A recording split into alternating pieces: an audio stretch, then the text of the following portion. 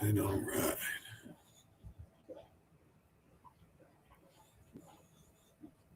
Ooh, okay, mic's working.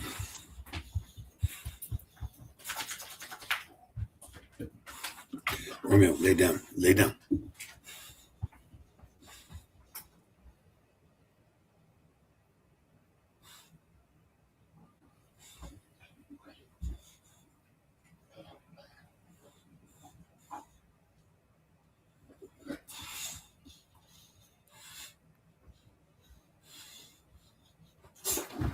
Nope, get off the bed. Get off the bed.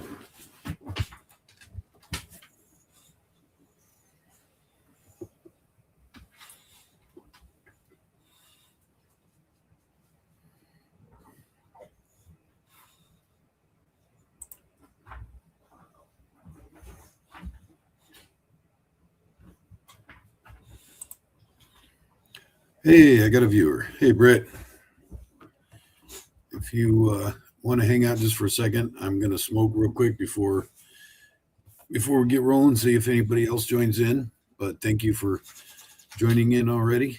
I know I'm kind of showing what everybody else is showing, but this is what's happening right now. And we can bring up other topics in a little bit, but I'm going to go take a couple puffs while I'm waiting for anybody else to show up. I got 2 people right now.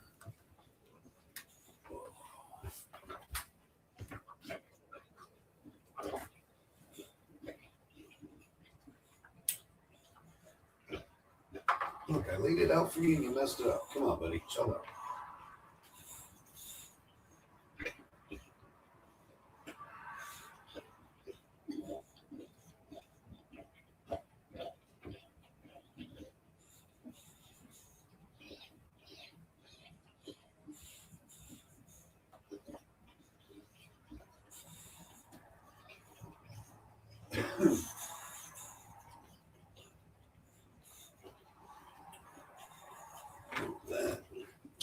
That's done. All right. Got 3 people. 3 people. Yay. I didn't know if I was going to get anybody. I never go on during the daytime.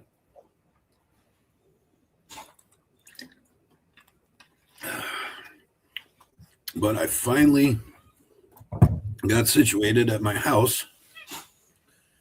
Got my desk set up and everything. Thought I had a good monitor, but went cheap and got it secondhand, and it's not working. Turns out it's not a monitor. It's one of those all-in-one computers, and it's not working. So I guess I'll get another monitor tomorrow. 3 people. If you're in here, please leave a comment. Let me know who you are and that you're watching. I would appreciate that. We're up to 4 now. Oh, did you guys hear that? I didn't even realize I had the sound on that screen, but that was a big bang. That was a big boom. Something's happening.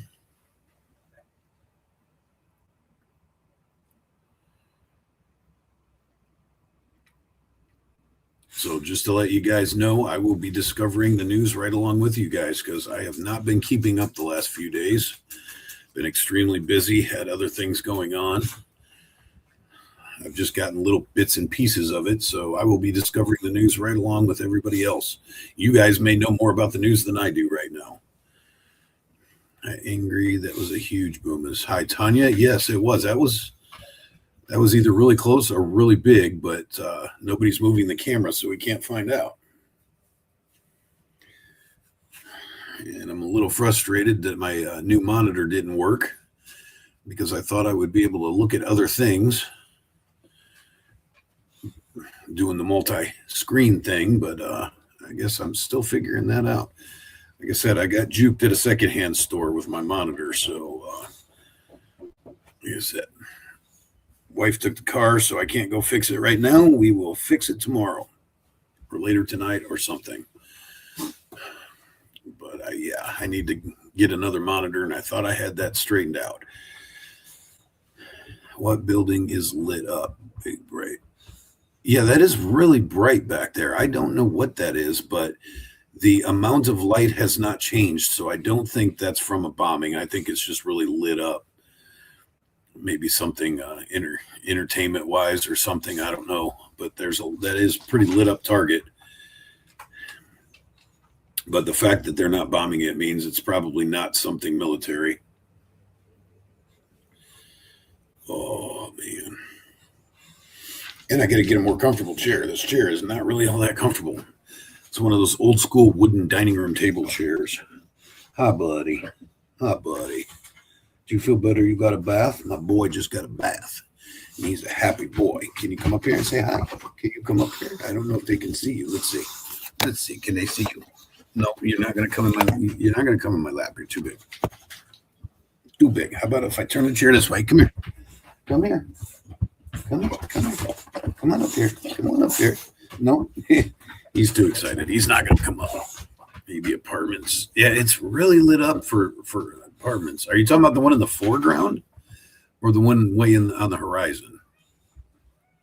The one in the foreground looks like probably apartments. Stay off the bed. Come on, you're wet. Get down. Thank you. Oh, uncooperative dog. What? Will you make up your mind? Do you want up here or not? Come here. Come here. All right, go lay down then. Go lay down. You just had a bath. Go get, yeah, the one in the foreground, I agree. That's probably apartments. Oh, my goodness gracious. Lay down now. Lay down till you dry off. You're too wet to be making this much of a fuss, or I'm going to put you outside.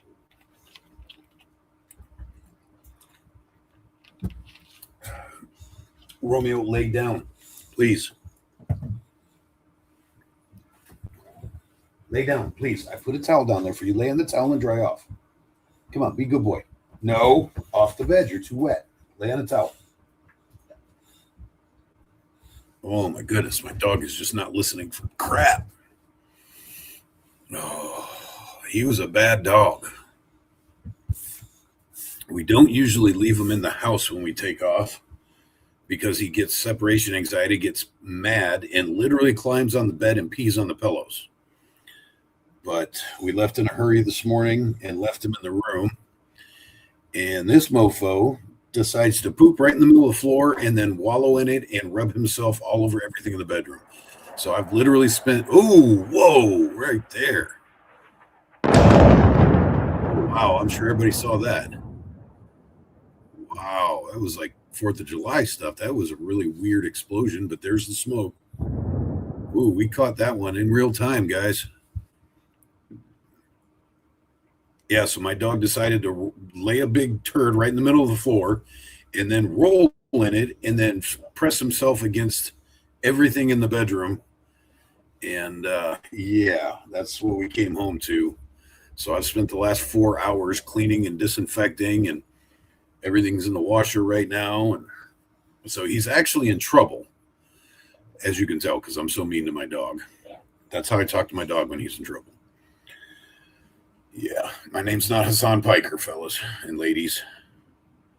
It says I got 5 and I got 2 people in the comments. If you are watching and you can, please leave a comment so that I know who's here.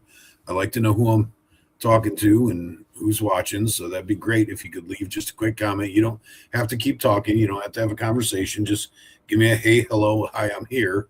And I would appreciate that. That would be really cool. Oh, it feels kind of weird because those of you who have watched my lives before, usually I'm at work, so I'm in the middle of other things that are kind of keeping me busy. And right now I'm doing nothing but the live stream. So I kind of don't know what to do with my hands. I'm a little Ricky Bobby right now. I'm not quite sure what to do with my hands. Yeah. Because you guys have my full and undivided attention this time. What city is this location that is catching? This is Beirut, Lebanon. I should probably try and put that on the screen. Oh, let's see. Banners. Ticker. Let's see. How do I? Hey, stop. Now my cats are fighting. Oh, my goodness. This is what happens. Hey, knock it off, you two. Goodness. Okay, create a banner. Let's see. Come to the Chit Chat show. Let's go. We are watching, and hopefully I spell this right. Beirut, Lebanon. Welcome. Oh.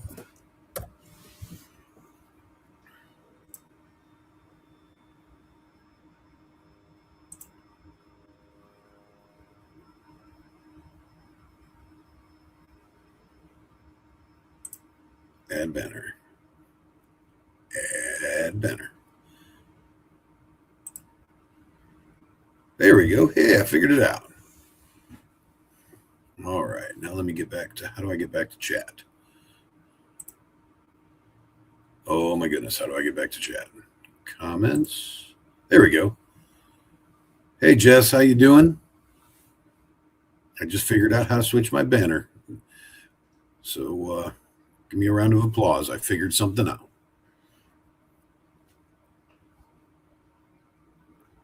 Yeah, that kind of hey, come on, you. All right, hold on. I got to get rid of one of my cats because two of my cats are fighting. Come here, Harley. Harley. Come here. Come on. You want to come and be on screen? Come here, Harley. Come here. You want to come be on screen? Harley. Get. Come here, buddy.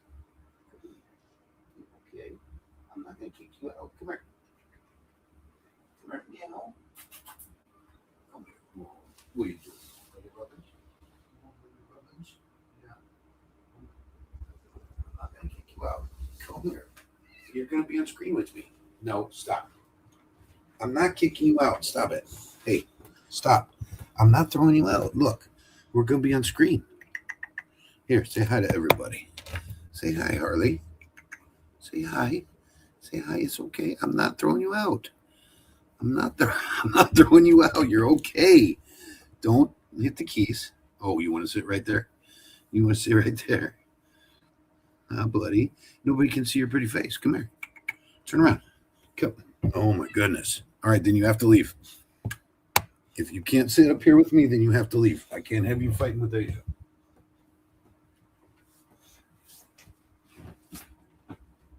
No. You got to go out. You got to go out. Stop it. Stop it, fat ass. Go out.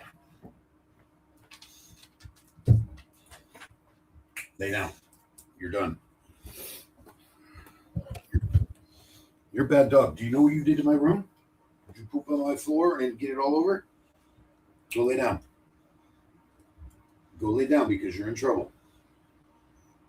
You gotta stop. You're too much right now. You guys gonna open the door because you might still have stink in here. Okay, here I am back again. Hey, every time I walk away, I come back to like 2 more viewers. So maybe I'll just keep messing with my animals. Mr. Forrest Tux. He's also, I love my black and whites. So we have 5 cats right now, and they're all the same family. About 4 years ago, we had a bunch of dogs, but we didn't have any cats. But we got a property that had field mice running around. So we figured it'd be a good idea to have a farm cat or two. And we went to a buddy of mine that had just had kittens. And I asked for the gray cat. Well, he came back with a giant black, mostly black with a little bit of white. Looked like what's his name? Sylvester from the Tweety cartoons. But he turned out to be really big. We named him Tom, real original Tomcat. But so a friend of ours moved out of state, and apparently they couldn't catch a couple of the younger cats. They were like little babies, kittens still, and they couldn't catch them. They were outside cats. So we went over to their property and found one of them and brought it back. So we had a male and a female. And that was about 4 years ago. Well, about a year ago, you fast forward a couple of years, and we had about 15 cats because we couldn't catch them long enough, or the timing wasn't right. We never got them fixed, and then they just kept having litter after litter, and then the litters had litters, and we had about 15 cats, and we were giving them away, and a couple of them got attacked by coyotes or whatever, got themselves gone. They just disappeared. I think maybe one or two of them got hit by cars on the main road. Just natural selection process. So they got whittled down, and now we're down to 5 of them. But they're all related, and 3 of them are. Well, now I think all we have is boys now, and 3 of them are brothers. 2 of them from the same litter. The other one is from another litter, but still the same mom and dad. And then their sister, who's not here anymore, had a litter with one of the neighbor cats.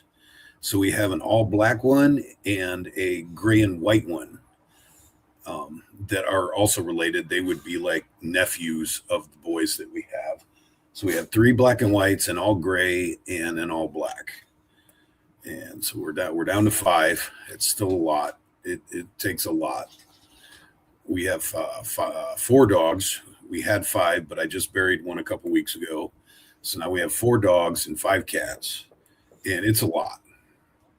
It's a lot to keep up with. Norwegian forest cat. That sounds pretty cool. Ours are just farm cats. I don't know what they're, but the family was tuxedo, like I said, until the one sibling decided to have. The lady next door to us was a cat lady and had like 50 cats over there, so we have no idea who the dad is. But the cats, the 2 youngest that are nephews, are just absolutely beautiful. One of them's mostly white with some gray spots. It kind of matches our bulldog, and then the other one's all black, and he looks like a leopard, so we call him Bagheera. And they were great mousers, unfortunately, because we lived on a 6-acre property. We moved to somewhere smaller, but we lived on a 6-acre property, riverfront. Probably 3.5 acres of it was still wild. And it seems like every day they were leaving treats for us at the doorstep. So every day we'd come out and there'd be a mouse laying outside on our porch. They were great mousers. But it helps. It helps when you live in the country. No matter how hard you try, rodents tend to be a problem after a while, and so having a lot of cats around really quells that. We don't have to worry about it. Man, I kind of wish this was a daytime shot so that we could see, but I'm not sure if there's still smoke or if that bomb knocked out a lot of power, but there's a big dark spot right in the middle of the screen where that explosion hit. They have 6 Labradors. Oh, that would be awesome. And they all live to be close to 15 years old. My dog's now 1 cat is enough for me. Yeah, I'm pretty sure I'm going to let whatever happens naturally to these animals, and I don't think we're going to keep replacing them because this is a lot. And we have big hearts for animals, so we didn't have the heart to get rid of them or anything. We just keep, we like this one, we'll keep it. Oh, we like this one, we'll keep it. And that's how we have more animals than people. So my dogs, we have 2 old men. One of them is a rotten pit and lab mix. And the other one is like a Chihuahua mixed with some other stuff, and they're both about 16 years old. They're getting to the end of their thing. And then we have a English Bulldog, and then we have this mixed up thing that's like Great Dane and Boston Terrier, and just this weird mix of whatever. She's so ugly, she's cute. She's just a baby. She's like maybe a year old now. I don't even think she's a whole year yet. And then the one I buried a couple weeks ago was the son to my Roddy mix. had the father and son Roddy mix team. But unfortunately, the boy passed away a couple weeks ago, so I'm not really expecting the father to last too much longer. We're spoiling the hell out of him and trying to keep his mind off it. But him and his boy have literally been away from each other for 6 hours their entire lives for the last 14 and a half years. They have literally spent 6 hours away from each other. So I expect the father to follow the son fairly quickly because that's usually how it works. And then the thing is most of our cats were outdoor cats at the other property, but since we moved and we're closer into, we live in a neighborhood now, and there's dogs that run around all over the place. We got a neighbor that lets his dogs run loose and all that, and so we've taken to keeping our cats inside now. So now we have a lot of indoor cats, along with our dogs that are indoors a lot more. Yeah, 13 and a half. See, that's good. Most rots are supposed to live about 12 years, maybe 13. So the fact that, and pits are about the same.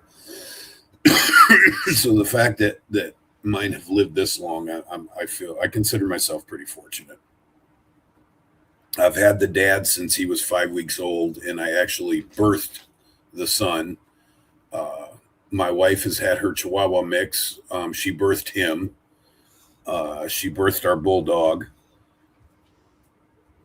And the only one that we haven't had since birth is the weird Great Dane Boston mix. But yet it was our housemates that had her. So we've known her since she was born. So all of our animals, every single one of our animals, the 5.5 weeks is the longest that was the oldest we've ever had any of our animals. All the rest of them we've had basically since they were born. I helped birth a bunch of my cats because they like to have their kittens in my dresser drawer. So I'm like the animal whisperer around here. Basically all the animals are mine. They just belong to somebody else technically, but they're all mine because I'm the animal whisperer. But the cats especially have taken a big liking to me, and which is odd because I've never been a cat person. I've always been a huge dog person, but never really a cat person until we got the first two a few years ago, and I kind of turned into a cat person, and the cats took to me really well. So now every time a cat has a litter, they seem to want to do it in my dresser drawer. So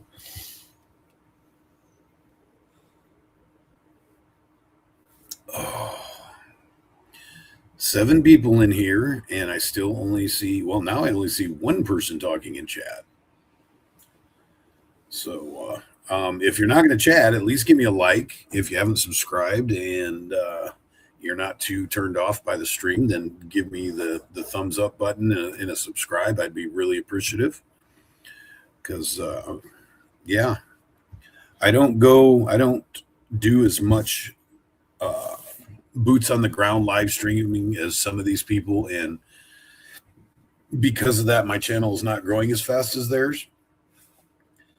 So even though I've had this channel for quite some years, and I've been doing this sort of thing for quite some years, but just not on a consistent basis. So it's kind of frustrating to see these people that haven't even had their channel for a year, and they're celebrating 5,000 subscribers, and I don't even have 600. It's quite frustrating. So if you're joining and you wouldn't mind, give me a sub. And I'd appreciate that because I'm really trying to grow my numbers. I'd like to get to 1,000 by the end of the month. I don't know if that's going to happen or not, but that's kind of my goal. I will probably be going live. If you look at my channel, I do go live from the ICE protest downtown. I have the goal of being there Saturday night. I haven't been down there in a couple weeks, but I've been dealing with some health problems, and standing in the cold and the rain has not been a real good idea for me. The weather's been kind of crappy, but it's supposed to be decent on Saturday night. So I'm hoping to get down there Saturday night. I haven't been down there for a while. So if you do subscribe, hit the notification button, and you will know when I go live. Boots on the ground. Come on, buddy. Come on. You want to come up here? Are you too tired? Are you okay? Then don't. Then don't bother me. Okay. If you're not going to do what you're told, then go lay down. There, I pet you now. Go lay down. Thank you. You're still a bad dog. No, you're a bad dog. Go lay down. Okay. I don't want to be mean to you, please, especially on camera. That's bad. Everybody's going to think I hate you, but I don't. I just want you to go lay down because I'm mad at you right now. And mommy's going to kick your ass when you get home. So you better go lay down and enjoy the peace and quiet. You're running errands, are you? Well, yeah, the weather should be. Well, Saturday's the only good day. It's supposed to rain all the way up to Friday. It's supposed to be halfway decent on Saturday and then turn rainy again Sunday. So Saturday's the only good day. I appreciate you paying attention to me while you're running errands, Jess. That's what I do with you guys all the time. I put my phone in the dashboard of my car and watch YouTube on my phone while I'm supposed to be driving. Don't tell the authorities that, but especially at night when I'm on my way to work or whatever. That's why this is kind of weird that in the title it says daytime edition, because I think this is the first live stream I've done like this that's actually during daylight hours. Normally it's in the middle of the night. I don't know what that is. Jess, it looks like you tried to put some kind of symbol in there, and I don't know what it is. My computer's not telling me what that is. I don't know if I have to do something to decipher those or what. Please go lay down. I'm going to have to yell at you if you don't behave. Oh. Lay on the towel and dry off, please. Do it now, or you're going to have to go in your kennel. Trying to be nice to you and leave you out. Mommy's going to put you in the kennel anyways. Oh, salute and heart hands. Okay, I wonder how come it doesn't show that on my thing. I wonder if I have to do something special to make those symbols pop up. I don't know. I'm still learning. You guys know that. I'm new to this. Oh, like I said, I'm still trying to figure out what's going on in the news. I heard there were some terror attacks. I don't know if I'm supposed to say that on YouTube or not, but I heard there was some nasty things going down. I'm going to have to dig through X and whatnot and figure out what's up with that. I saw some things with airports and airplanes, which weren't really good. They're talking about sleeper cells. I think, no, go lay down. Stop it. I think we're getting some pushback from the religion of peace. And unfortunately, I think it's going to get worse before it gets better. So head on a swivel and all that. I don't know what we can do to prevent it. We just got to be ready when it happens. I don't think we can do anything to prevent it.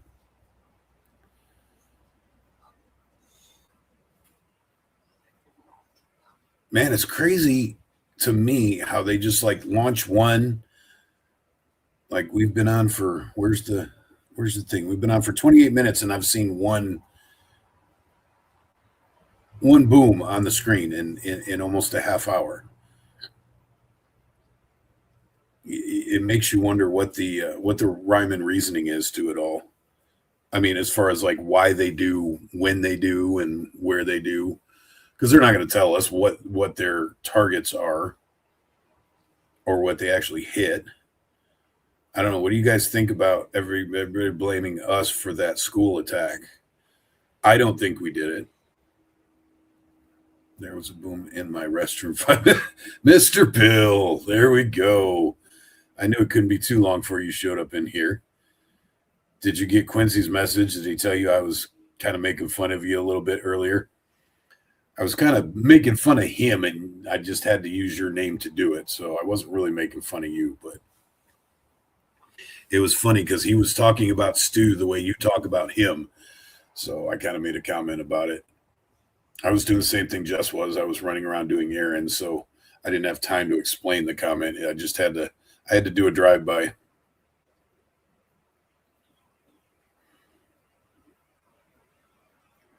But yeah, let me know in the comments, what do you guys see? You guys think it was you guys think it was Iran hitting their own? Or do you think we made a mistake? Because if you know, it's been a couple days now, so I'm sure most of you have seen the maps. And even if this was legitimately a school, it was literally on this damn near on the same property as as a guard post, as a guard base over there in Iran. So, you know, maybe we targeted the guard base and it came down 50 yards off and hit the school. But I tend to think our technology's too good for that. I tend to think we wouldn't have made that mistake. And we've seen the video of them launching one that went awry and came back down. And some people are saying that was the one that hit the school. I don't know for sure. But the video that they're showing, quote unquote, of the school getting hit is such crappy AI that you just don't know what to believe. You can't believe any of it when you see that garbage video that they keep putting out. I mean, if you watch the munition coming down, and then right at the end, just before it hits, the video glitches. But if you watch it in slow motion, the way it's coming down, it wouldn't have hit the building that blew up. It's like, it's the most crappy AI I've ever freaking seen. I mean, I watched it half asleep. They killed their own people that were protesting. Yeah, exactly. They do not value human lives the same way we do. So it would not be outside the realm of believability to think, you know, it would not surprise anybody to find out they did it to their own. And that's pretty sad. I mean, but the thing that gets me is like, how do you fight somebody like that has that little, you know, that little regard, or that much disregard, I guess would be the proper way to say it. How do you fight somebody like that? How do you battle somebody that actually thinks death is a good thing? They're ready. They don't care, because if, you know, if they feel they die a righteous death, then, you know, they're ready to go meet Allah. And, you know, us as Christians, we kind of think that same way. We're like, okay, if I go tomorrow and I get to meet my Lord, then I'm okay with that. But I don't think any of us really wants to. It's like, okay, you know, I'm not going to press the issue. I don't want to die a day before I'm supposed to for being stupid. But these guys live in a culture where it could happen all the time. There was like a 4-year-old girl or something, and they asked her if she was scared. Oh no, sooner or later the bombs will stop and we'll go back to normal, yada yada. A 4-year-old kid, and they're so used to living in that kind of environment that it's just sad. I could not imagine my kids being so blasé about it. But that's the difference between their culture and ours. And a lot of times I will admit that we take things for granted. We live a pretty comfy life compared to a lot of the world. But I don't even think that's the case. I think it's just so bad over there that they're just used to it. It's kind of like, you know, I grew up going to school in the projects and stuff like that. I spent a lot of time hanging out in brick cities. I don't know if you guys know what those are or not, but basically ghetto projects. They call them brick cities because all the buildings are brick, government housing.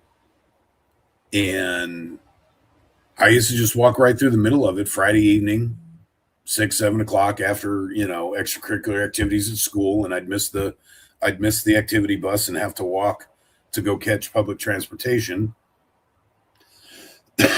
because I went to school quite a ways away from my house because of we had desegregation in my school district, so we got bused. But anyways, I wasn't raised with racism, so I didn't have that innate fear that a lot of my schoolmates did. We had two school buses full of white kids that went to an all black school, basically. 2,500 students in our school, and about 50 of us were white. And most of the kids from my neighborhood were imported West Virginia hillbillies or from Tennessee. Um, back in the, I guess, 70s, early 80s, there was a lot of migration up to Cleveland from the coal mining communities when the coal mine shut down. So we had a lot of hillbillies, a lot of hill folk, country folk, and they did not like getting bussed. We'll just put it that way. But I wasn't raised with any racism or anything like that, and so I didn't have that fear, and I was just like, hey, these are just people, and I liked watching. I wasn't very good at playing basketball when I was in high school, but I liked watching them play basketball, and I liked R&B, and when I was in junior high, that's when the rap craze started with the original, Grandmaster Flash and all of that kind of stuff way back in the early days of rap, and then there was good R&B back then, and I liked R&B. Um, Believe it or not, when I was younger, I could actually sing and dance pretty good, so they would allow me to hang out with them, and uh, I was kind of an oddity. I was the token white kid, believe it or not, but I could sing and dance, so they enjoyed me being around, and they would like parade me around. Look at our token white guy. Look at what he can do. And so I was allowed to walk through the projects and hang out in the projects at night where most white people weren't. But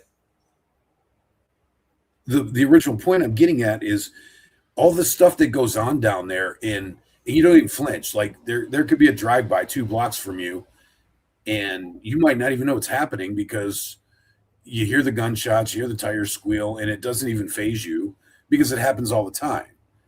And as long as you don't see it, it's not right in front of you, and you're not having to duck or hide, then you're so used to it that it's just like a normal everyday occurrence. And I think people in these countries are like that. They're so used to being at war. They're so used to their country battling another country, and getting hell rained down on them all the time, that it doesn't even phase them. And as crazy it is, I can understand it. I feel for them. I have empathy because I get how it is. And that's kind of sad that people actually live like that. But like I said, we do it here to a different degree. I mean, obviously, there's not bombs dropping on brick cities on the east side of Cleveland, but there's still danger in you know, an element of danger there that you have to be careful of all the time. But if you're in the middle of it, you just don't recognize it. It just becomes part of your everyday life. But I'm glad that we don't have to do that. I live in the country now, and the worst thing I got to worry about is landslides and trees falling on my house. And maybe well, not. I used to worry about flash flooding, but we live on a hill now, so we don't have to worry about it. But I'm looking down the hill, I can see a major river that goes, like, literally, it's probably 100 yards away from my house downhill, and we're watching that river come up right now. And it's only Thursday afternoon. It's supposed to keep raining like this. I mean, it has not stopped pouring here in the last 48 hours, and it's supposed to go until Friday night. So I'm pretty sure we're going to get some flooding out here.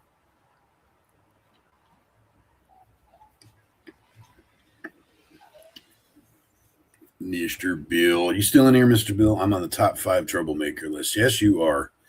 You just love being the center of bad attention. It's kind of weird. I can understand if you want to be the center of positive attention, but you like the bad attention. You like getting people to pick on you.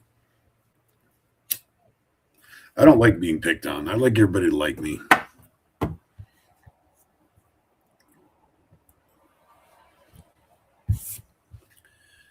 So we're up to 12 people. Yeah, I don't know. If we don't see any more action on the screen, I might have to look for something else to talk about. A lot of people are showing this anyways. This is not really original. I prefer good attention, but bad. Well, you know, they say even bad press is good press because any press is good press. So even bad press fits the bill. So I get it. I get it. Even if they're talking smack about you, they're still talking about you, right?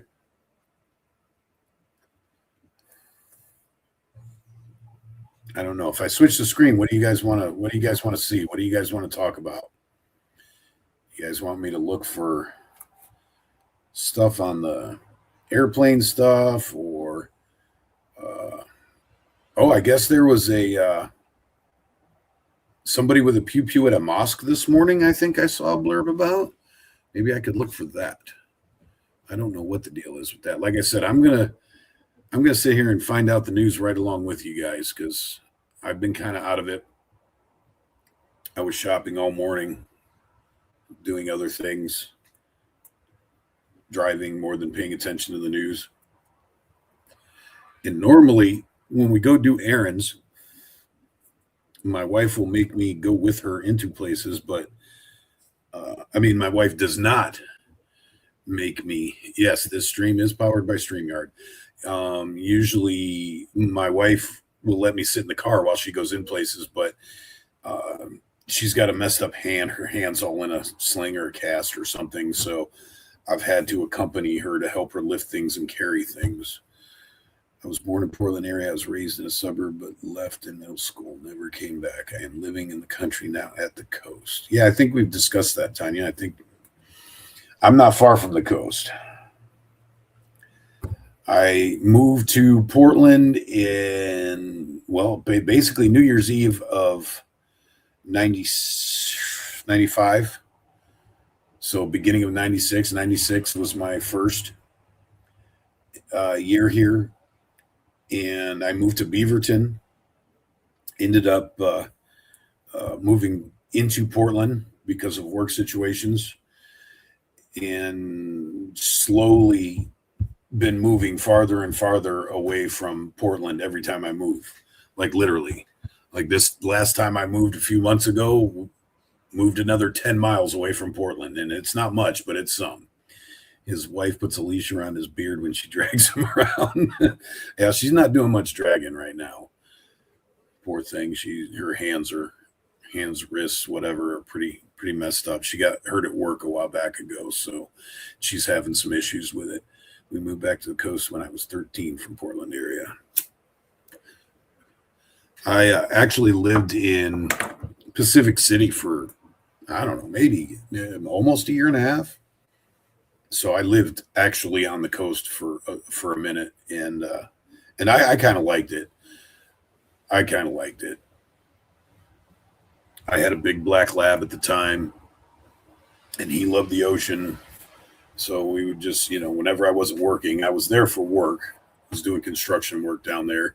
So I was busy most of the time. But whenever I wasn't busy, I would take him, and we lived literally right across the street from the beach. And there was a big open beach right across the road. So I'd just grab him and a football, and we'd go down to the beach and hang out there all day. And I loved it. That's one of my favorite places to be is on a beach, even if it is in the nasty, cold, wet, windy area of Portland. It's still the ocean. I don't know if you guys are familiar with Cape Kiwanda, which is in Pacific City, but my favorite place on the whole planet is to hike up Cape Kiwanda, up the giant sand dune there. And I call it the end of the world. There's a trail that goes all the way out to the very far reach of Cape Kiwanda. And if you go sit there on the edge, dangle your legs, it kind of feels like you're in the ocean. And sometimes the waves will come up and hit your feet and stuff like that. And I call that the end of the world, but that's my favorite spot on the planet is at the very edge of Cape Kiwanda. Because you go out there and you hear absolutely nothing but the ocean. and you're only maybe 100 yards away from all these tourists and all the activity and all of that. But you go, no, not very many people hike all the way out to the edge. So you pretty much get it to yourself. I wouldn't take my dog out there. I didn't want him jumping off a cliff or anything like that. But I would go out there by myself and just sit there for like an hour. And it literally, you hear nothing but the waves crashing against the cape, and it's very tranquil. All right, I tell you what, because I don't know about that, cut me a little bit of slack here. I'm going to go to my other. I'm not going to be able to see the chat for a minute because didn't get my monitor like I was supposed to, but I am going to look that up and see if I can find some stories on it that we can all watch together. Let's see. Shooting at mosque. Is it in Philadelphia? Is that the new one? I thought somebody just said it was in Michigan. No, that's a year ago. How about let's try in Michigan.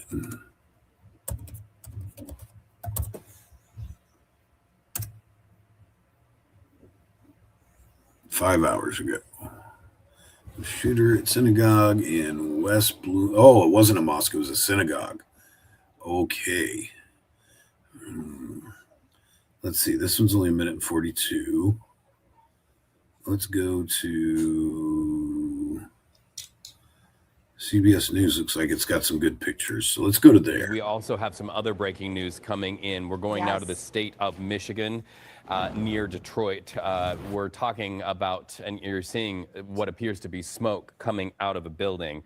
Reports of an active shooter at Temple Israel in West Bloomfield. Let's listen in to the coverage from our CBS partners in Detroit. Why is there smoke coming? I just got a text. You're on fire too?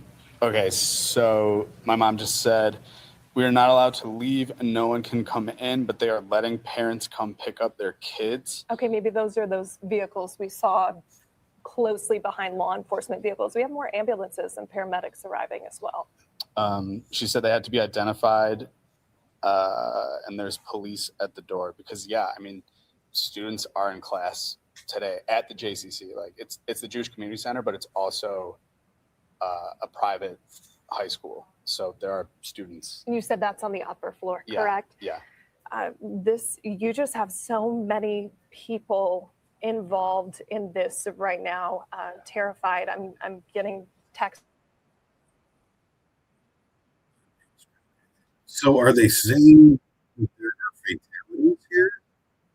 It's just hard when these are people you know in your community, your neighbors, your friends, your loved ones, concerned about the safety of their loved ones. So this is that shot that we promised you, our CBS News Detroit Eye in the Sky chopper overhead.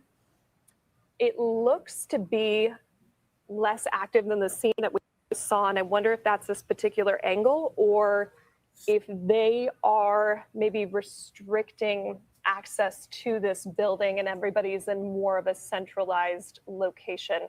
Okay, so Brandon, this is, and by the way, if you haven't been with us the entire time, Brandon is one of our producers here, and you're a little bit familiar with this synagogue. This smoke is it on fire? Is substantial, and I'm trying to think of what may be the cause. If anyone has any idea, feel free to trying to run in the building. This is significant. This looks like a fire, but we haven't heard anything about fire, so I don't know if this would be a police tactic, if smoke bombs look that intense.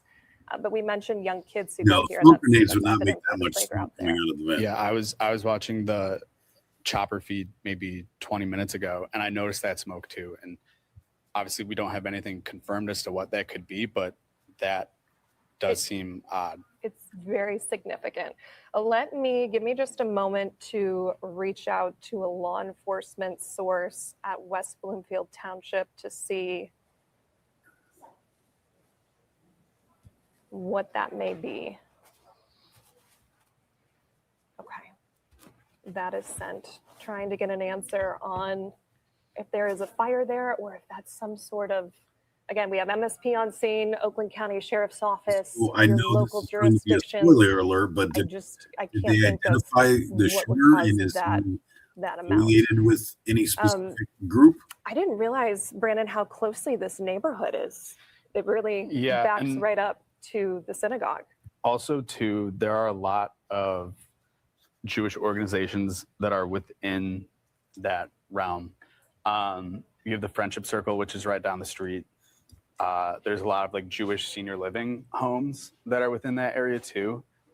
So and West Bloomfield is relatively known as a Jewish community. So you have a short little, within like a mile to a mile and a half span of several Jewish organizations that are all obviously impacted by this right now. Kind of heartbreaking to see that the parking lot is fairly empty there, but then you just have so much traffic and people at a standby at that nearby intersection. To recap, because I know some people are just joining in, right around 12:30, we got word, the Oakland County Sheriff's Office first confirmed there was an active incident here at Temple Israel, which you're seeing a live look at from our CBS News Detroit Eye in the Sky Chopper. They have since confirmed this is an active shooter situation. They have not said anything about if anyone was shot, if they were, the extent of their injuries, or if any. So my question would be, do you guys think that this is as a response to our actions in Iran right now, or is this something that may have happened anyways? Is it just a crazy wacko that wanted to target these people in general, or do you think this is a response to what we've got going on in Iran right now? People running into it as well. I am trying to get an answer on this smoke. I just received a reply. I haven't heard anything about that. So we are not sure if perhaps there's a fire in this building. It is pretty dark, billowing smoke from every exit. Yeah, but the smoke, it gets white and then it gets dark and then it gets white and then it gets dark. Like other things are catching on fire. It's not a consistent color. Drive someone out. I'm not sure. We're working on getting answers on this for you.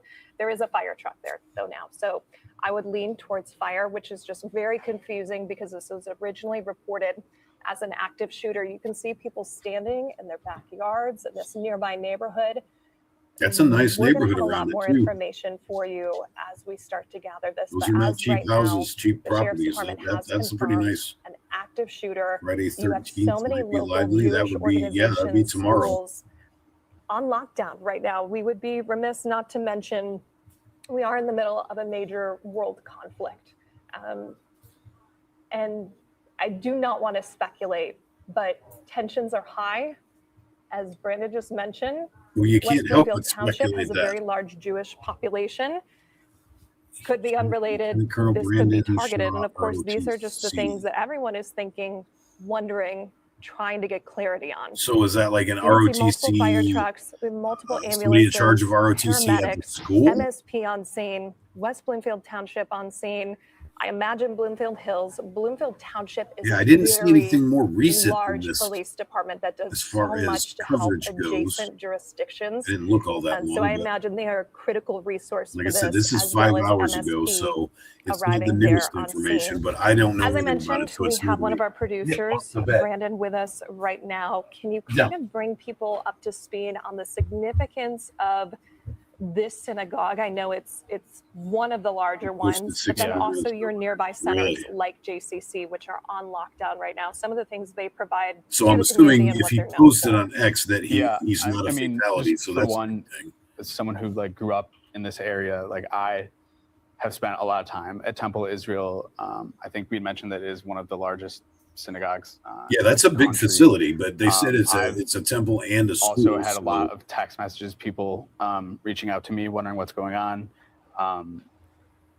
This is, obviously very unprecedented, and we are still working to figure out exactly,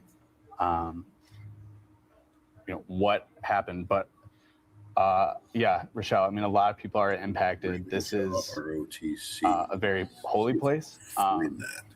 And again, like we had talked about a little bit earlier, like for it to be a Thursday afternoon.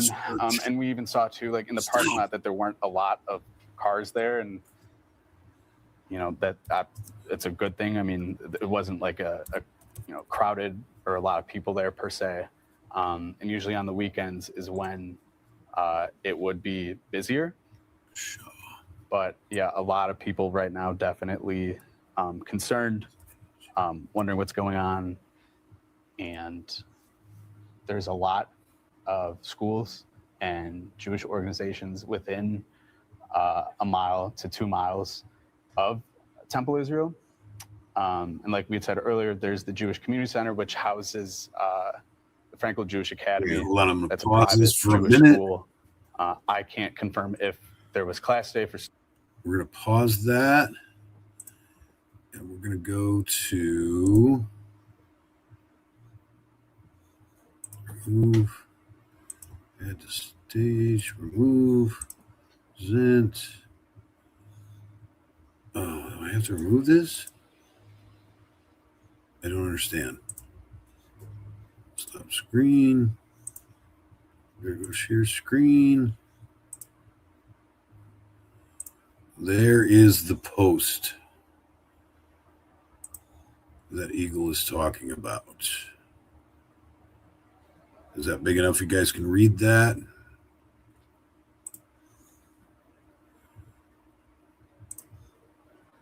There we go. That'll probably help.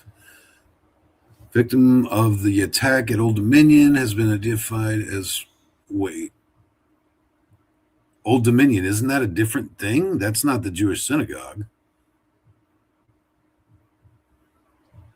I think this isn't there two different incidents? Old Dominion is like in down south somewhere, I think.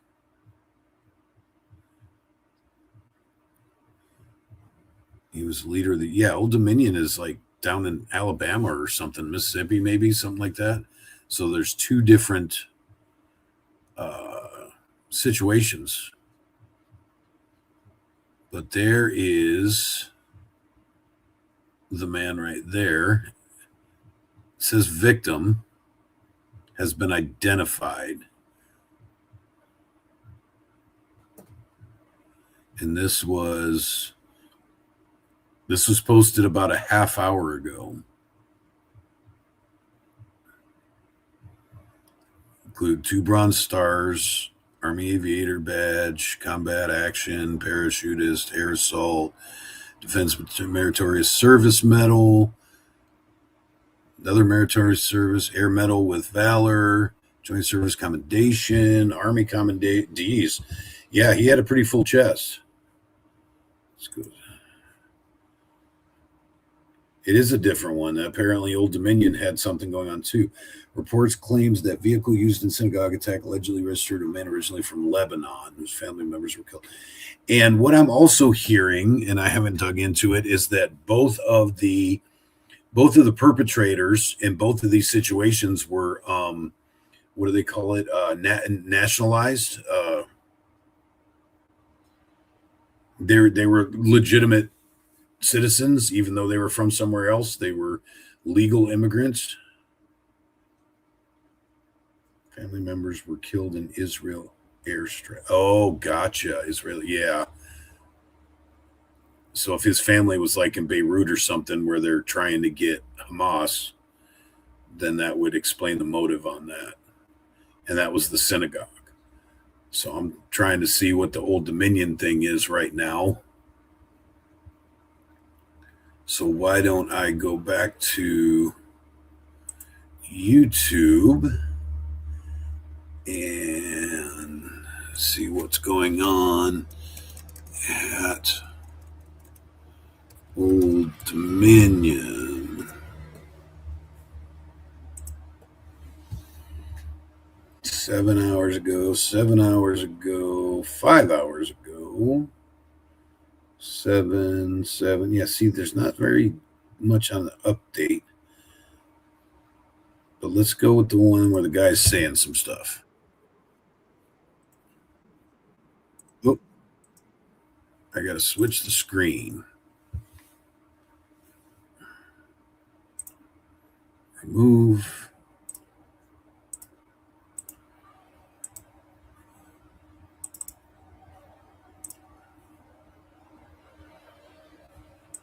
covering at this hour. Take a look over in Virginia on the right-hand side of your screen. This is about the Old Dominion shooting. Coming in live out of Norfolk, where we know that crews are on the scene of a shooting over at Old Dominion University. Again, you can see right there a very active scene with a lot of police and several agencies that are working.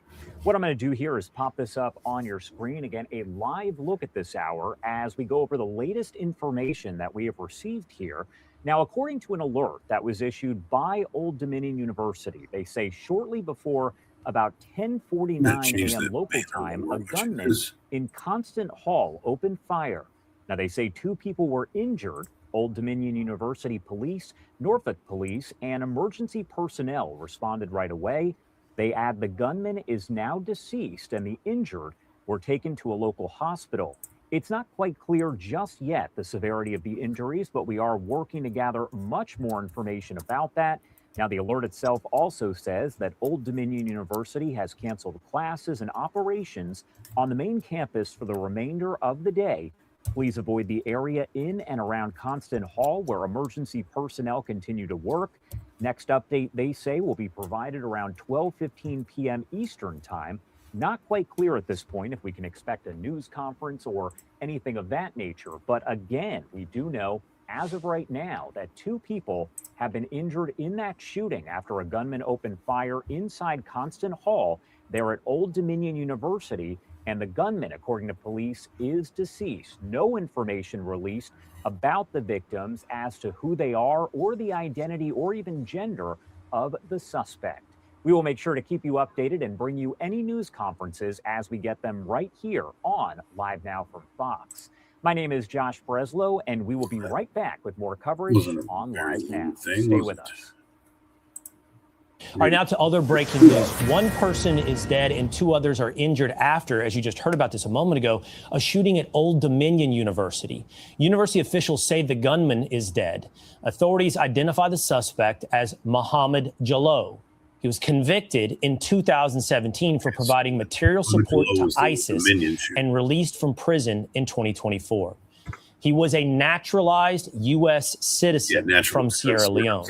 And federal court records show Jalloh told confidential sources he had thought about carrying out an attack and knew how to use guns. Quote, during their meeting, Jalloh also told the CHS that he often thought about conducting an attack and that he knew how to shoot guns. Jalloh praised the gunman who killed 5 U.S. military members at a terrorist attack in Chattanooga, Tennessee, in July 2015, and stated he had been thinking about conducting an attack similar to the November 2009 attack at Fort Hood, Texas, raising obvious questions about how this person remained a naturalized citizen in the United States. Let's bring in former acting ICE director and former federal prosecutor, Jonathan Fahey.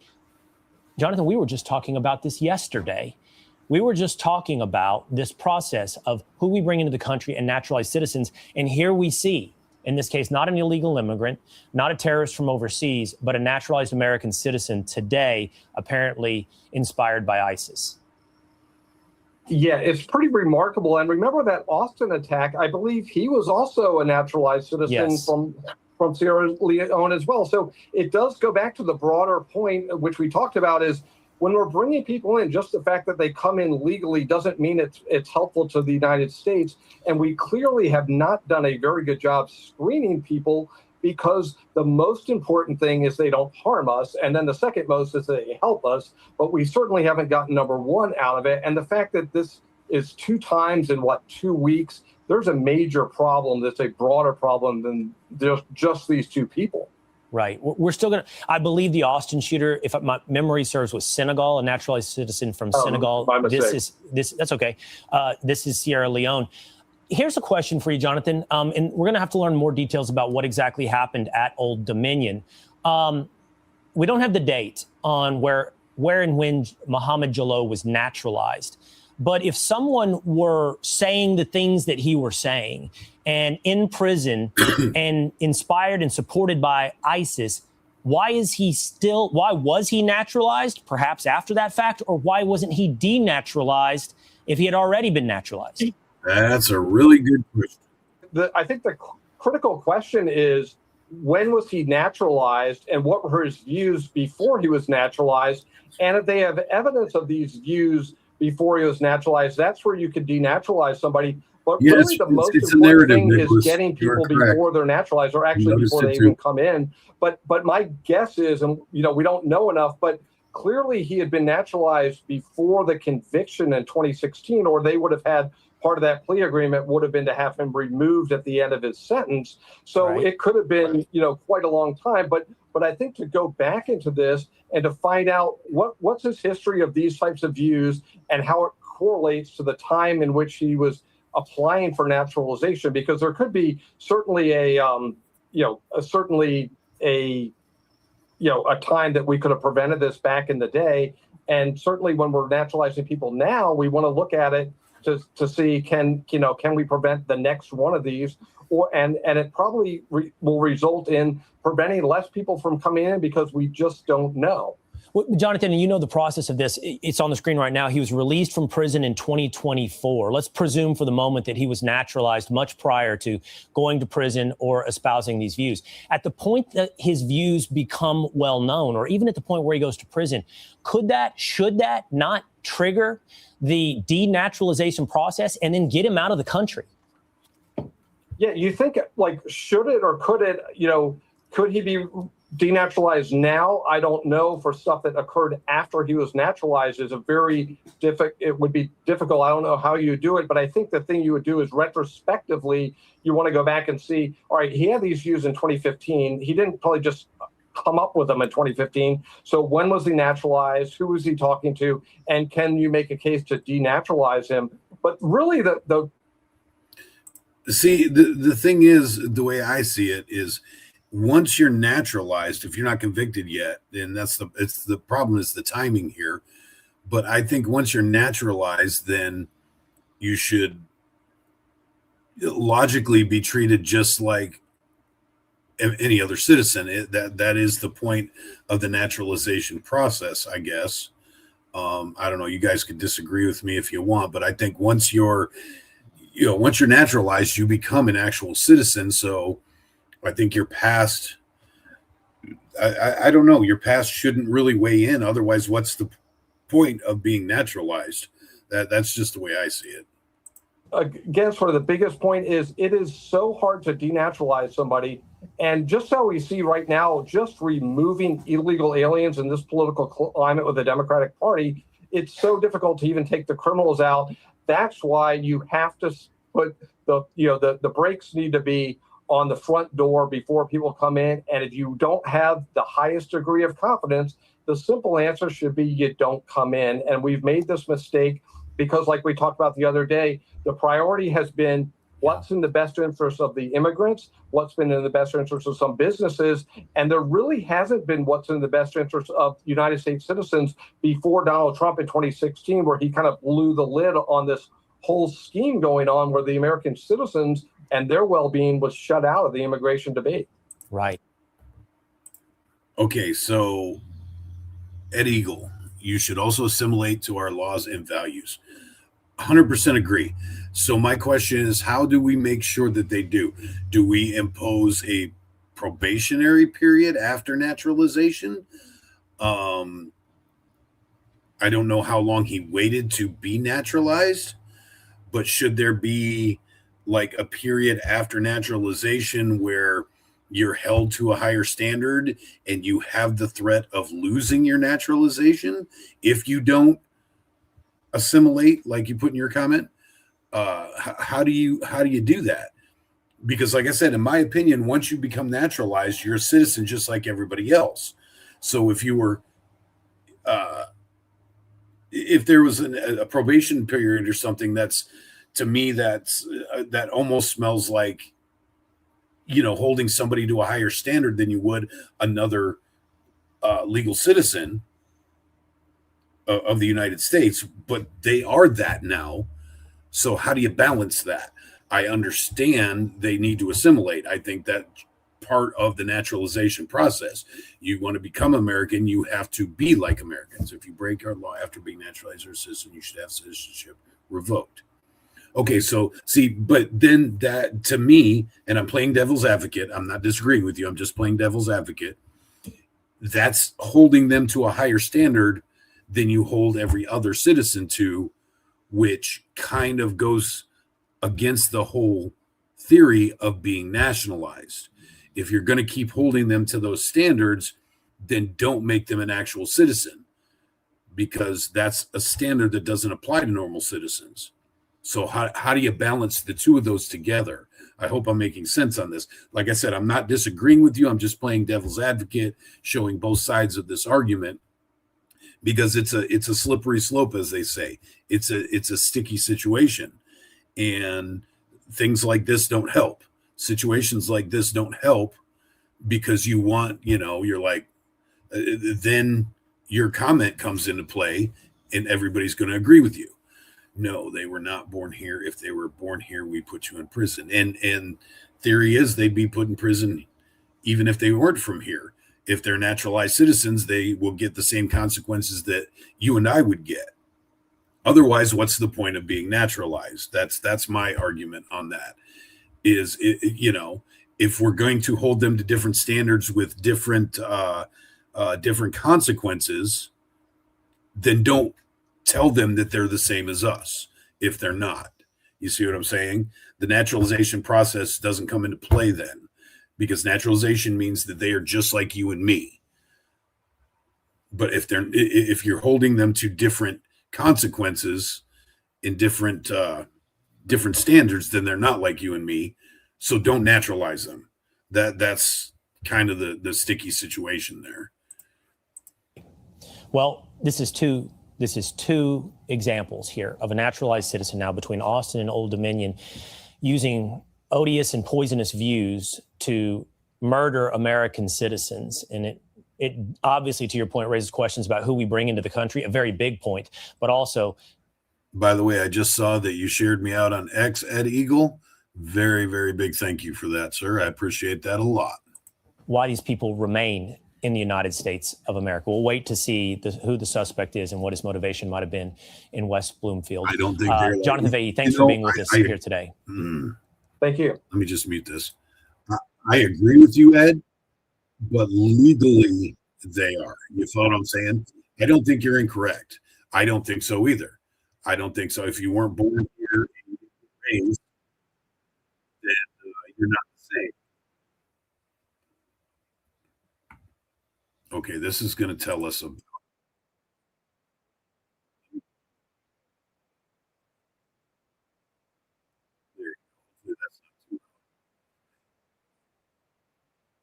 Yeah, again, thank you for sharing me out on X, Eddie. That's pretty awesome of you. Thank you very much, sir. Oh, I got to close my window. I get you. I just have. Yeah, like I said, I'm not disagreeing. I'm right there with you.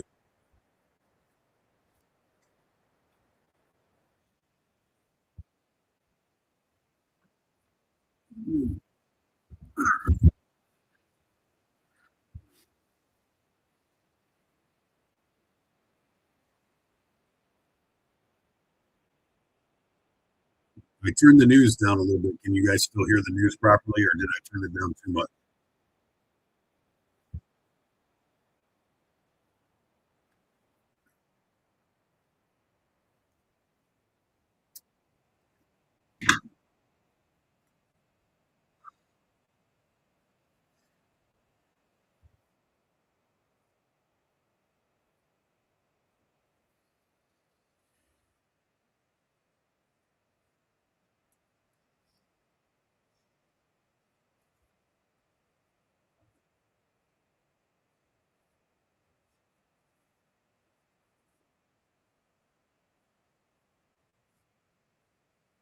But those gun laws stop that.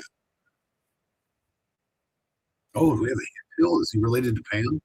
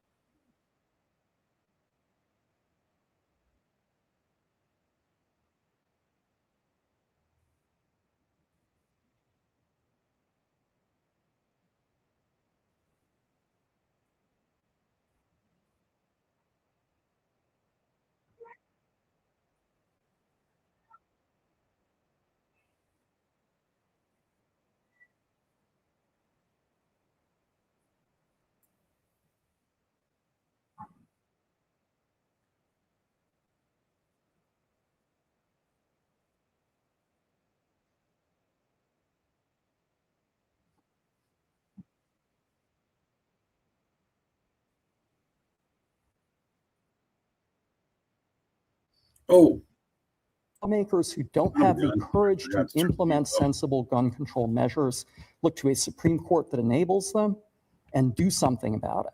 Fadahi thinks these type of gun-related tragedies will continue to happen unless change is brought to the table. Let's mourn the people who have died. Let's decry what has happened, but let's keep the focus where it belongs. It belongs on us and having to change something so that we don't have to suffer through this. Now, there were several questions asked during the presser about metal detectors and their use. Those detectors, leadership for schools saying they're used for events, but not on a daily basis currently. In Norfolk, Derek Lytle, 13 News Now.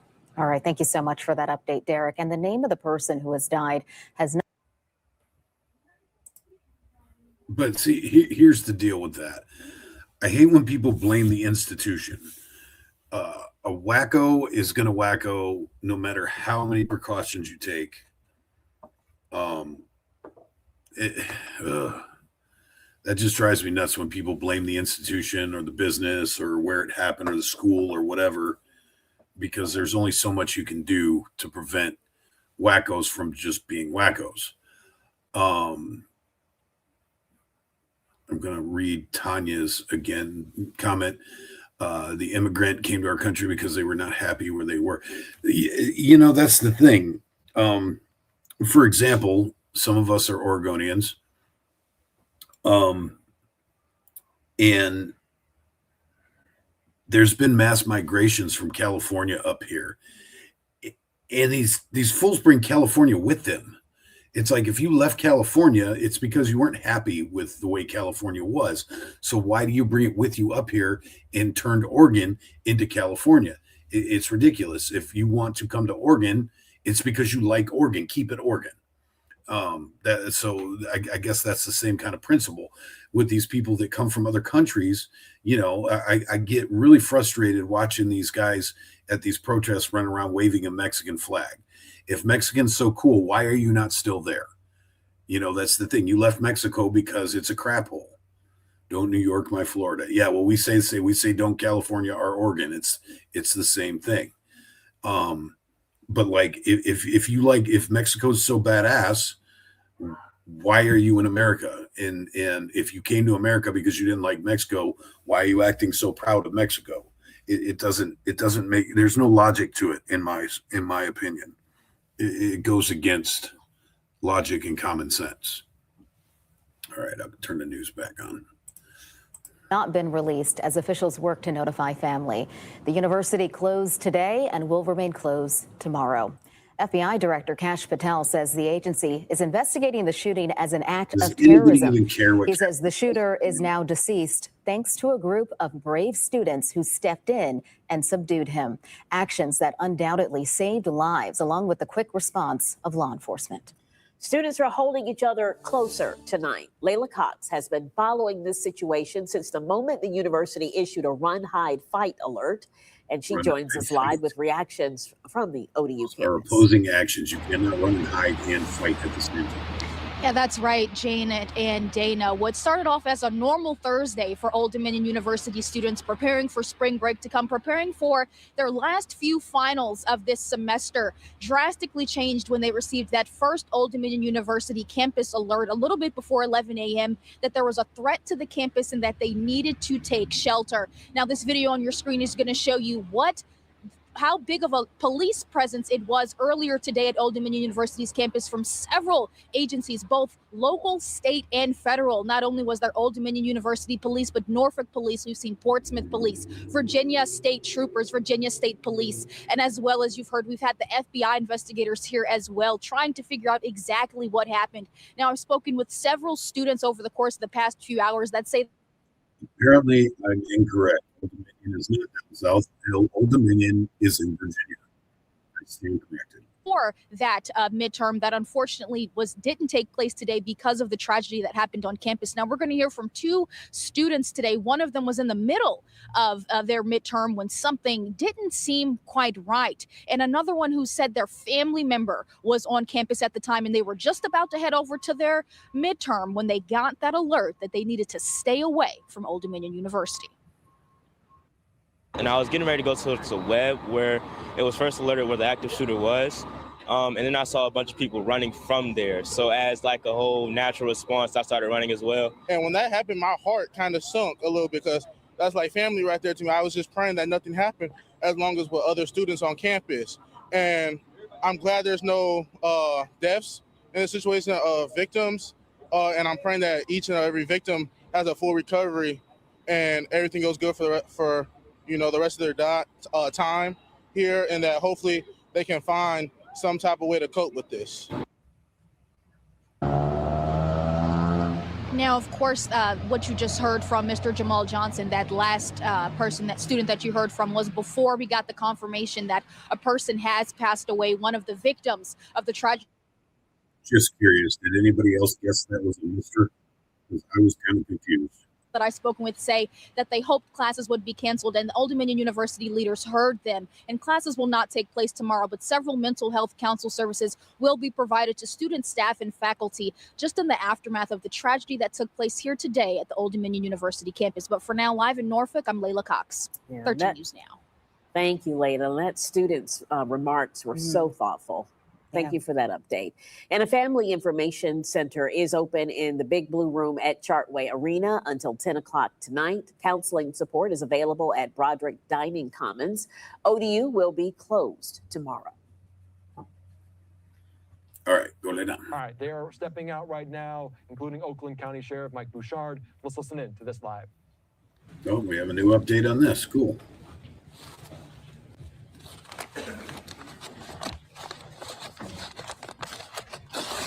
This is an hour ago. You're all balanced and stuff. Everybody good?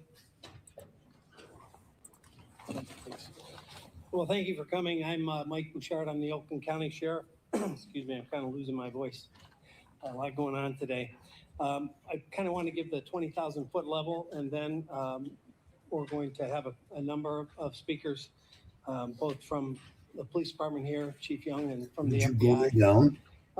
Obviously, a horrific thing happened tragically here in Oakland County again.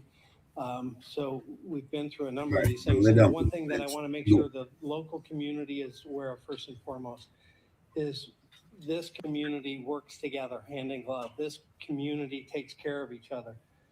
And we have been communicating regularly. I have been texting the chief, not just in West Bloomfield, but every place that's got significant houses of worship, Jewish facilities, synagogues, temples, you name it, over the past 2 weeks. Obviously, what happens around the world sometimes affects us.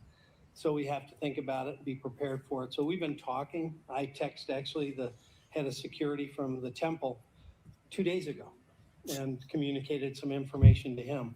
So the first thing the community should know is that we not just today work together, we work together all the time.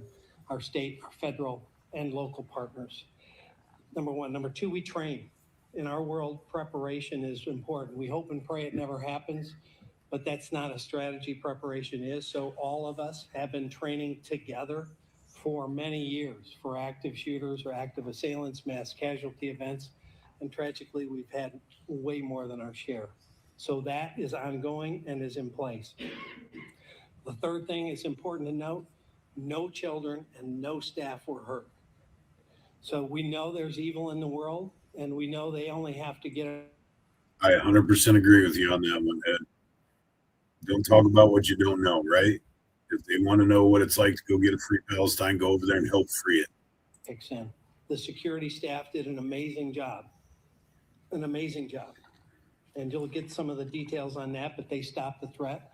No kids, no staff were hurt. Now, there were some injuries and things that had to be taken care of. One of the head of security was taken to the hospital. He got knocked down by the car when it breached the building. And we've had 30 law enforcement officers taken to the hospital for smoke inhalation.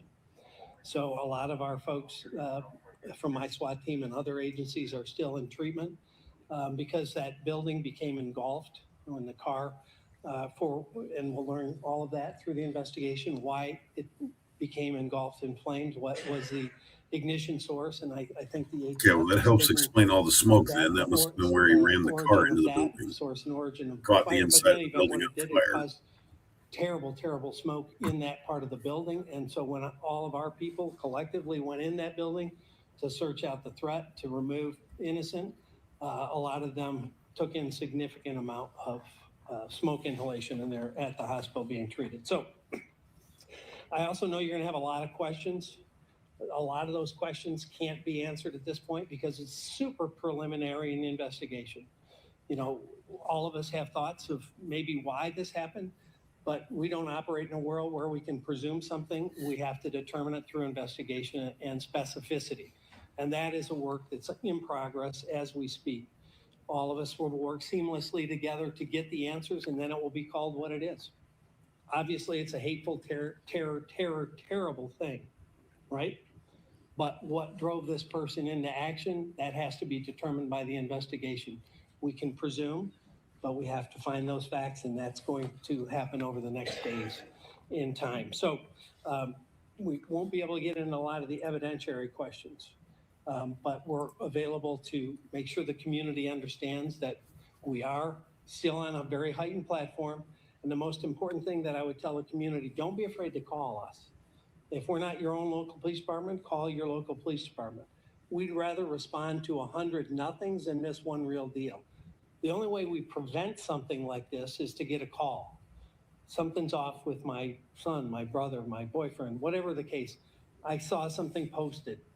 That's the only way we interdict, because people are more likely to see or hear something before us. So if you see or hear something, you have to communicate that, and then we can intervene. See something, say something, right? But if we can't prevent, then we respond and mitigate. That's what happened today, and I think based on the early information. But then you get everybody trying to be thought police. So with that, I'll kick it over to my friend Chief Young from West Bloomfield Police Department. Thank you, Sheriff. My name is Dale Young. I'm the police chief of West Bloomfield. I want to share with you how we got to where we are today. So today we received a 911 call which came in around 12:19 p.m. It was about an active shooter situation at Temple Israel where the individual drove into the building. West Bloomfield officers arrived on scene under 5 minutes. Temple security officers engaged the individual and neutralized the threat. Our officers, combined with area agencies, cleared the building multiple times and safely and successfully evacuated all children and staff. This is an active crime scene, and we are examining every angle related to this situation. I will now turn. I want to know what he used to drive into the building. Was it a truck? Was it a car? Was it a Honda? Was it a Dodge Ram truck? And what makes, I don't understand. This is not the first time somebody's driven into a building in one of these things. What makes, I don't understand what makes you want to drive your car through a brick wall. Deepest sympathies are with the victims, their family, and the entire Jewish community. The FBI is here working with our state, local, and federal partners to investigate this incident, and I can confirm that we are leading the investigation right now as a targeted act of violence against the Jewish community. As my partners have said, this is an active and ongoing investigation with an active crime scene, and I ask for your patience as we process this evidence and pursue every lead that has come to us and that we. Is it just me, or is she just repeating everything the first guy said? The subject involved in this incident, who is now deceased. And as my partners have said, we've had no victim fatalities. I will not be able to provide additional information at this time on the subject or his motive, as our goal is to protect the integrity of this investigation and to ensure that we give you accurate and timely information as soon as we can. The FBI was notified of active shooter at Temple Israel at approximately 12:45. We immediately activated and deployed all of our crisis response resources, which includes our SWAT team, our crisis negotiation team, our evidence response team, our special agent bomb techs. Well, you know they're going to focus on that, Nicholas, because that makes it extra sensitive. More than 100 agents and analysts to ensure that we are actively mitigating and responding to the active threat, but also pursuing diligently and methodically every lead that we have. My ask to the public is a few things. I know everyone wants information now, but I ask that you be patient as we are still processing this scene and still pursuing everything that we can and that has come to us today. Second, we've activated a digital media tip line for any witnesses who has photos or videos of the incident today They can upload those at www.fbi.gov/West Bloomfield attack, all one word. But the public can also report through our call line at 1-800-CALL-FBI if you have any information about this incident and or any other suspicious activity that you see around in your community, your life, your places of worship, your schools. As the sheriff said, we all need to remain vigilant, and it takes the whole community to ensure that we remain safe. I also understand that congregants may have left some personal effects at the synagogue. And as soon as we have a reunification Agreed, site with Ed, those effects agreed. to the affected victims, That we will be was sure to one release of the that as soon as most possible. I want to thank our insane partners, the narratives first I've responders, ever and the security seen personnel at is Temple how they Israel covered that who did incident. an excellent job at mitigating this threat, and we're very grateful for their bravery and their service. Next, I'd like to bring up our offer up Stephen Ingberg, CEO of the Jewish Federation of Detroit. As the CEO of the Jewish Federation of Detroit, I'd love to say I'm shocked or I'm surprised, but I'm not. This is something that we train for. Thank you to all of the law enforcement officers who stand behind us and the many who don't. Thank you to our Jewish community security team. This is a tough time. It is a tough time, but we will get through this. We'll get through this together. We'll get through this stronger, and we'll continue to be loud and proud of being Jewish. This will not change us. This will not deter us, and we will continue. With that, I'd like to turn over to Rabbi Ariana Gordon of Temple Israel. Thank you so much. As you've heard, there's so much that we don't know. We're going to be processing all of this in the days and weeks to come. But what I do want to say is a huge thank you to our law enforcement, to our Temple Israel security team, and to our early childhood center teachers. Somebody's talking over somebody. Stars of the day. They ensured that all of our children remained safe and calm throughout the entire day and got every single child safely reunited with their parents this afternoon. And for that, I can't express my gratitude enough. We are really appreciative to all of you for making sure that everyone made it home tonight. Thank you for being here.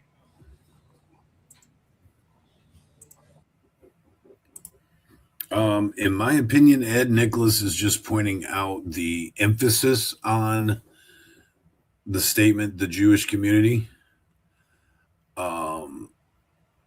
If it was a school full of white people, would they say this white school? You know, if it's a HBCU, they're going to point out that it's a black school. If it's a Jewish school, they're going to pull out it's a Jewish school. If it was a mosque, they would point out the Islam community.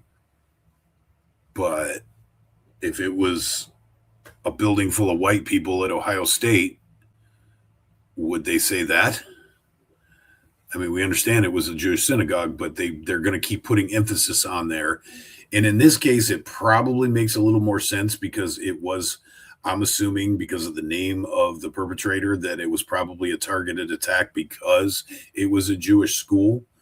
But it just seems kind of funny that they will emphasize the victim's religion or nationality or things of that sort or color or whatever, unless it's just your average white people, and then it's just a random mass shooting. So I understand what you're saying, but I also understand what he says at the same time.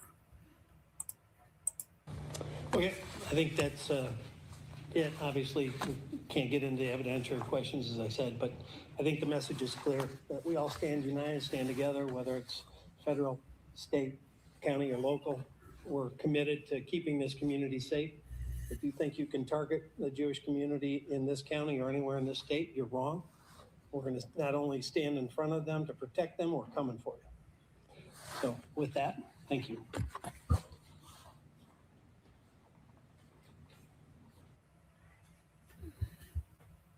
Yeah. And now we want to take a live look at the press conference that authorities are holding on the ODU campus shooting. Let's listen in.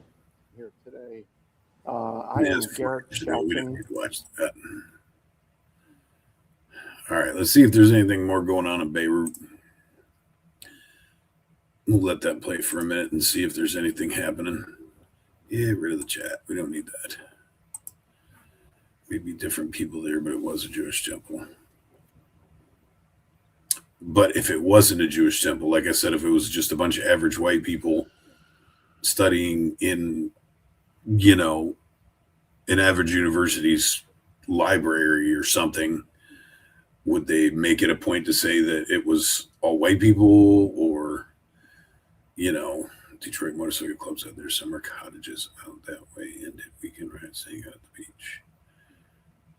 Maybe different people there, but it was a Jewish temple. And like I said, in this case, I can't really argue with it too much, because, like I said, it was more than likely a targeted attack because it was a Jewish temple. But I don't remember after I think it was the Nashville shootings where the alternative lifestyle ex-student or whatever decided to come back and shoot up a white Christian school. I don't think that they emphasized the fact that it was white Christians in that school. They just said that they focused more on the sexual orientation of the perpetrator than they did on the demographic of the school. In this case, they're not going to do that. They're going to do the opposite in this case. I don't think I've heard anybody mention the word Islam yet, but I would bet a couple paychecks on the fact that it was an Islamist, a Muslim, that was targeting a Jewish school for obvious reasons. But the narrative flips because they don't want to say anything bad about Islamists. So they're going to focus on but still they're trying to, they push the anti-Semitism constantly.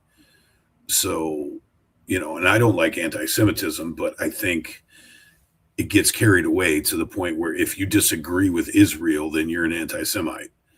I don't like Israel's government. I like Israeli people. I had Jewish people in my family. I was not bloodline, but my step family had Jewish people in it, German Jews. And I got a great aunt that would make a pilgrimage every year to Jerusalem. I have love for Jewish people, just like I have love for everybody, all kinds of people. But I don't like the Israeli government. That doesn't make me an anti-Semite. It just means I disagree. Just because I disagree with my government once in a while does not make me not American or anti-American. It just means that you have disagreements with the way things are being run. But the left media will spin it to make it all evil. Whatever is against their current narrative is evil. And it's some kind of ism. And it's just ridiculous. But like I said, in this specific case, because they were targeted over being Jewish, it kind of makes sense to focus on that a little bit. But I wish they would also focus more on the motive. And the motive is going to undoubtedly be found to be because of his religion, because of Islam is the reason he targeted a Jewish school. So it makes sense, but you gotta focus on both sides of it, and you have to put equal emphasis on both sides of it. And the media doesn't like to do that. Is the current world conflicts and a man driving truck knew it was a Jewish temple. Yes, I agree, Tanya. That's what I'm saying. And the media needs to focus on that more. And maybe they will in the near future, but I'm not counting on it because mainstream media does not like to say anything against Islam, because then they're phobic. Then they're like Eagle said, or Europhobia. There's a definition of Semitic that states it is by identifying languages that use symbols for lettering, nothing to do with religion. Yeah, you're correct. You're correct. Semitism is actually a whole different thing, but it's just like fascism. They use the modern day definitions, not what it actually means.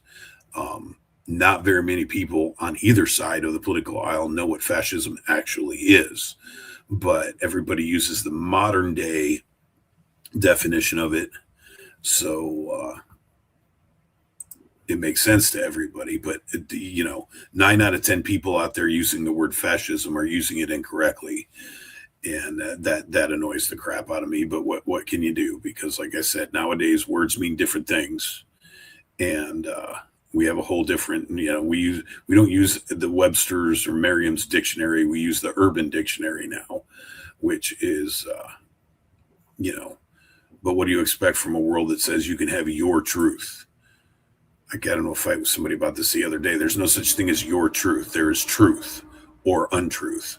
There is nobody has personal truth. Nobody has their own truth. The truth is a truth. Either it's true or it's not. It doesn't matter who you are or what your association with it is. True is true and false is false. Bolshevik definitions are created to change linguistics. Yeah, it's same with Yahtzee. Bolshevik definition. Yeah, there's a certain element of that, but it goes far deeper than that, and it's more widespread than that.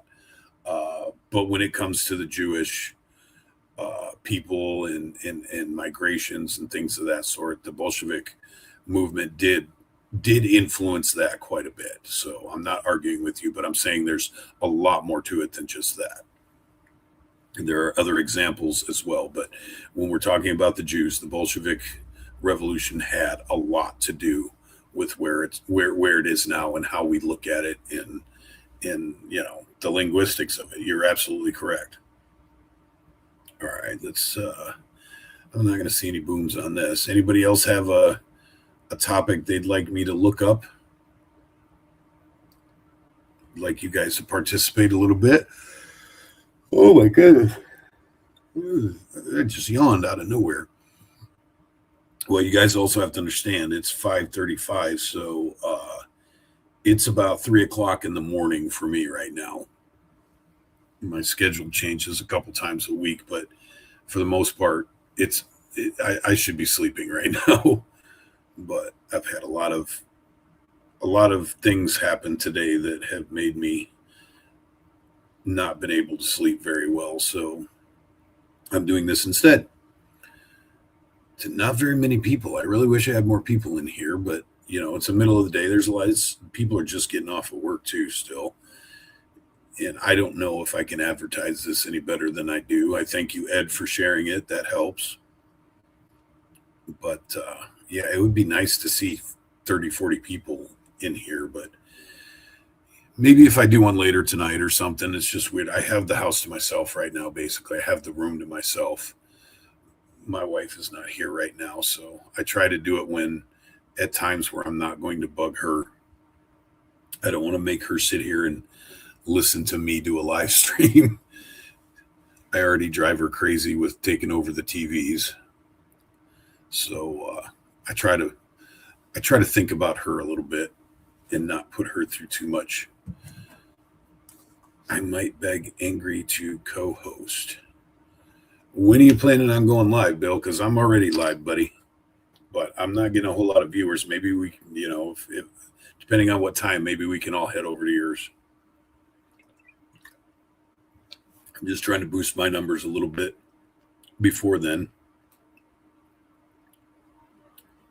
I don't know how we collaborate with each other with like I said, I might do what I said before. 7 p.m. Well, yeah, that's still an hour and a half. It depends on how tired I am by then. Her newbie gets sales for her jewelry, so I'm just here. Yeah, we're all hanging out while our wives are busy. You can tag onto mine. I'm on StreamYard. Is that still going to work? I just lost my soda cap. Can I do that through StreamYard, Bill?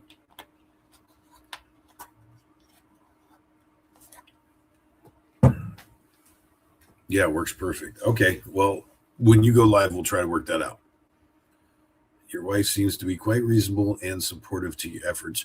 You know what? She's more now than she was. I kind of feel like she's giving in a little bit. She's like, he's going to do it. We might as well do it. So I was watching a documentary on Teddy Roosevelt earlier today while I was getting ready to go do my errands. And when he was going to run again, after he had done his safari in Africa and stuff like that, and he was missing the White House, and he promised his wife that he wouldn't run again. He promised her she would have a peaceful and quiet life after he left the Oval Office, or actually he didn't even have the Oval Office. Actually, the Oval Office came the term after him, but after they left the White House, he told her that he wasn't going to run again. And then when she caught on to the idea that he wanted to run again, what was the quote? She said, if you're going to jump in, you might as well jump in with 4 feet. And then walked away. I thought that was a pretty cool. I don't know if that was a direct quote or if that was dramatized for the show, but that seemed pretty cool. And my wife is like that too. Appreciate the stream. I'll have to get dinner going. God bless American US. See, I think that means something that I'm not seeing when you keep printing US like that. Maybe it's a flag or something and I'm not seeing it. But yeah, thanks for being here, Tanya. And go have a good dinner. I appreciate your support. But yeah, my wife's coming around. She likes us more to, yeah, I figured it was a flag. I can't see it on mine for some reason. She likes to do things that involve both of us so she can be a part of what's going on. So, and this is kind of a solo thing for me, so it annoys her a little bit, to be honest, but she is a reasonable adult and she realizes that I'm going to have hobbies that don't always include her. So she's being reasonable and supportive, like you said. And I do appreciate it. I do appreciate it a lot. I don't like to fight, so I don't want to do something that's going to cause us to fight all the time. So I'm glad that she's okay with it.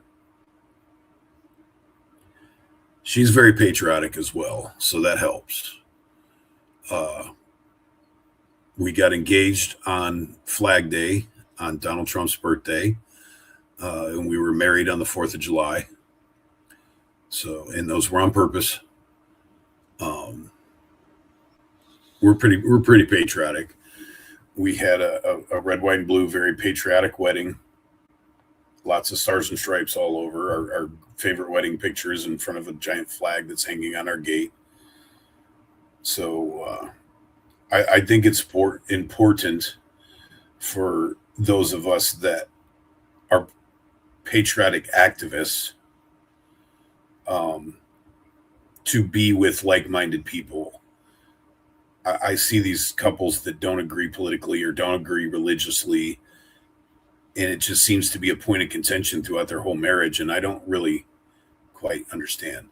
Check Nick's sorter update. Would that be on X? As long as the broken stuff gets fixed. Yeah. And if I forget, she will definitely remind me. The Nick sorter update, is that on X? We'll pull that up. Let's see. Let's go to Explore. Let's go with Nick sorter.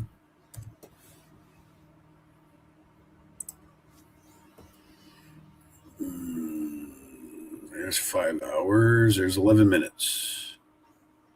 Attacker was an immigrant from... Oh, here we go.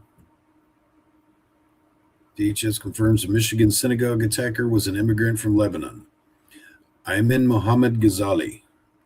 He arrived in the U.S. in 2011 on visa. Because it was during the Obama period. President Trump needs to bring back the Muslim immigration ban. We do not need these people. That was a synagogue attacker.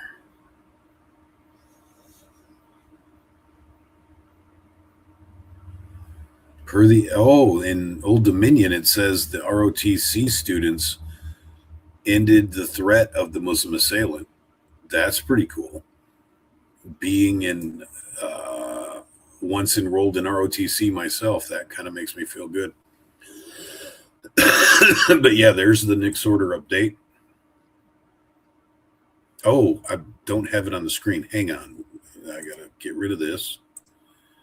Yeah, I forgot to switch it over. Sorry, guys.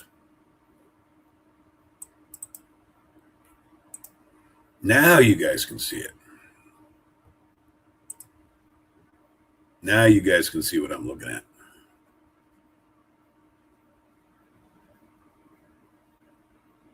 Apparently that is the assailant in the Old Dominion, our Michigan synagogue. That's the guy that attacked the Michigan synagogue.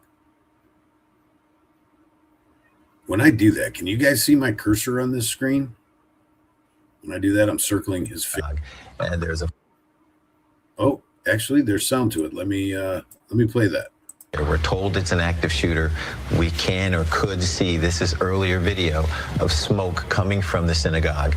And there's a fire, appears to be a fire, smoke coming from the synagogue. We're told it. Okay.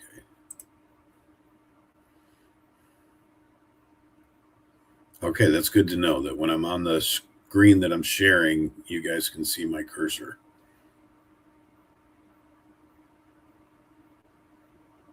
Yeah, like I said, I bought another monitor, a like 32-inch monitor, but it turns out it's not really a monitor. It's actually an all-in-one computer.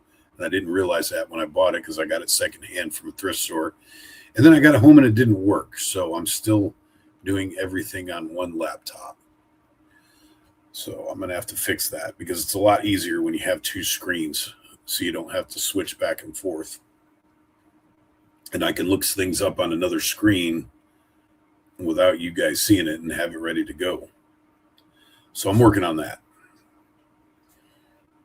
And then if I don't have to turn off my live stream dashboard here, then I can see what you guys see. Still working on it. Like I said, I'm new to this. And I'm kind of just fiddling. I'm muddling through it on my own. I don't have anybody to help me. Usually I'm just kind of figuring it out as I go, but it's getting better by the day.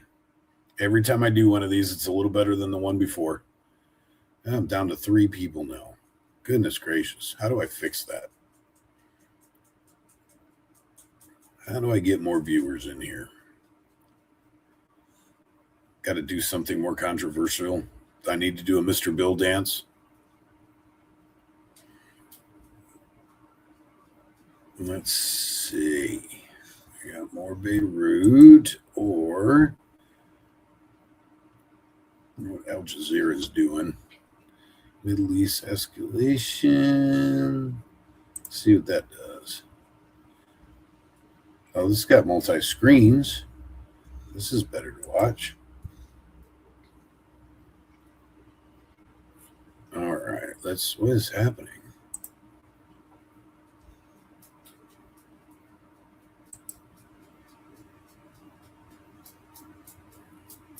How do I do that?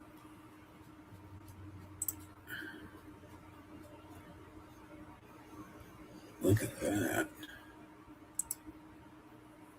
Let's go to StreamYard. Maybe if I turn off the chat.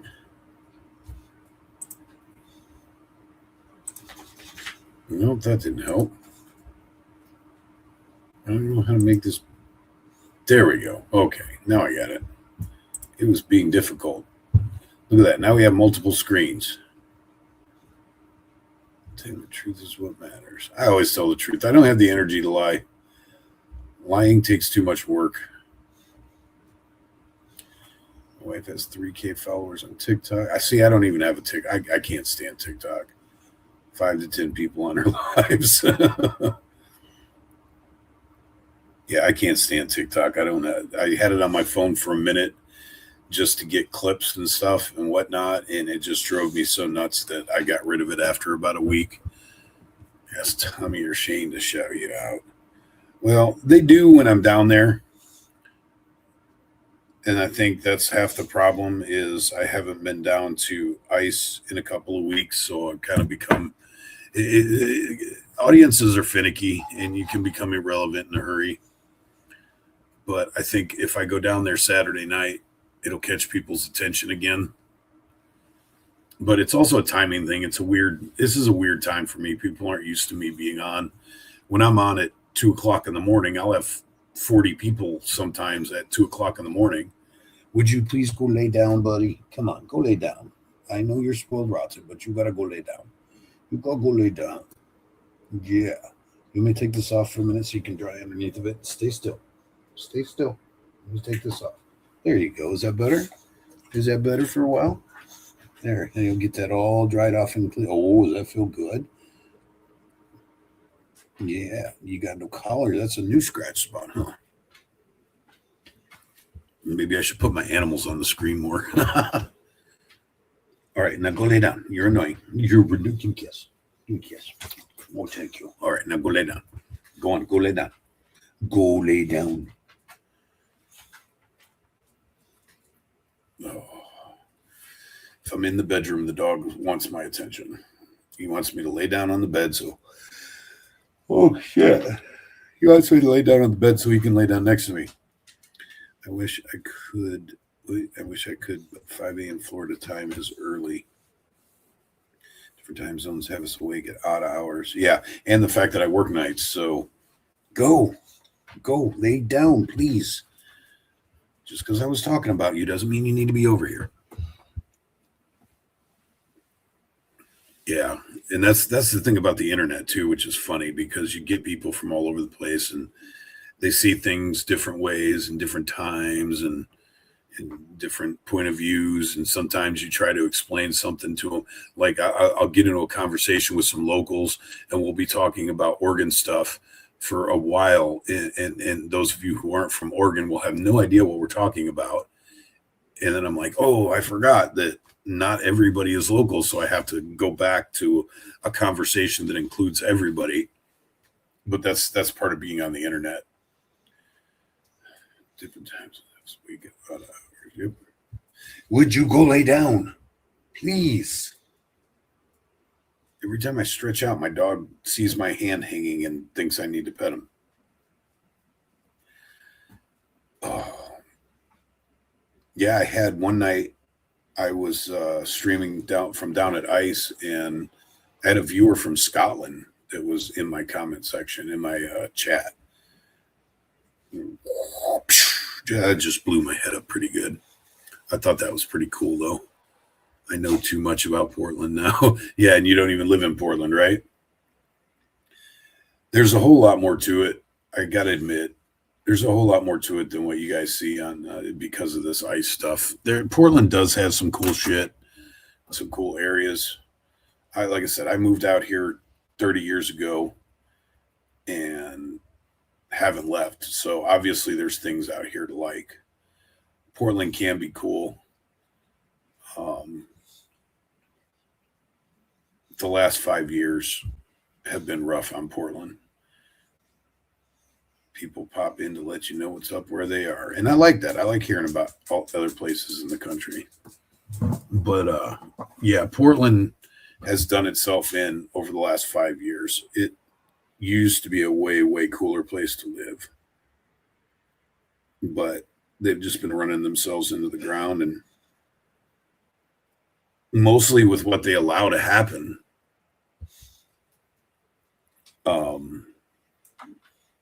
The activist core of Portland isn't the majority of people, obviously.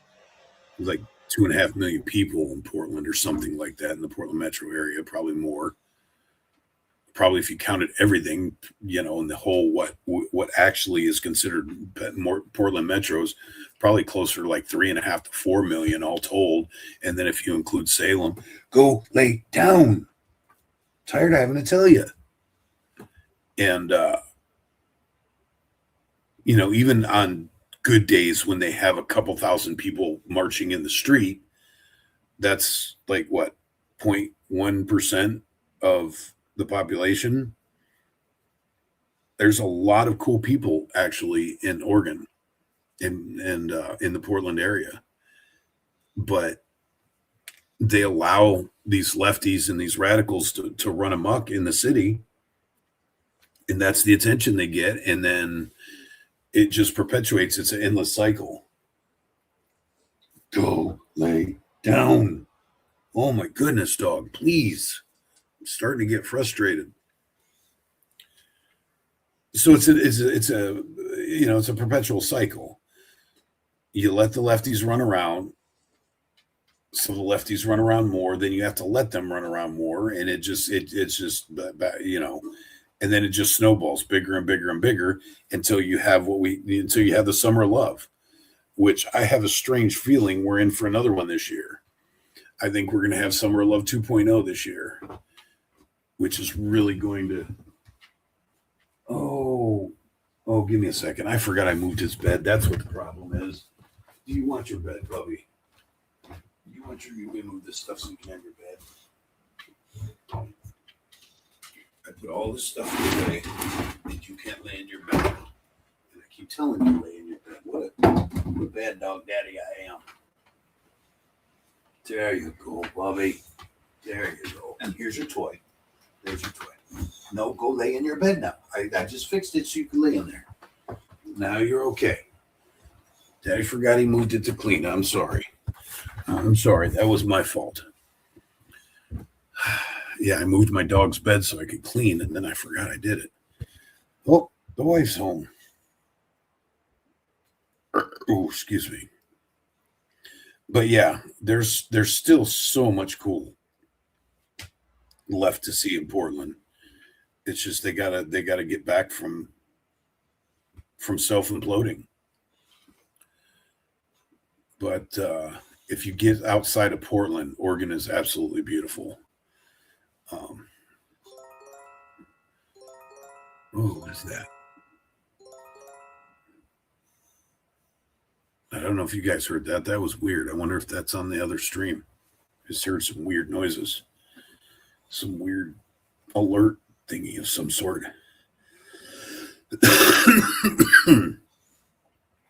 So Florida Todd. Wait, I gotta see what that is. Is that on the other stream here?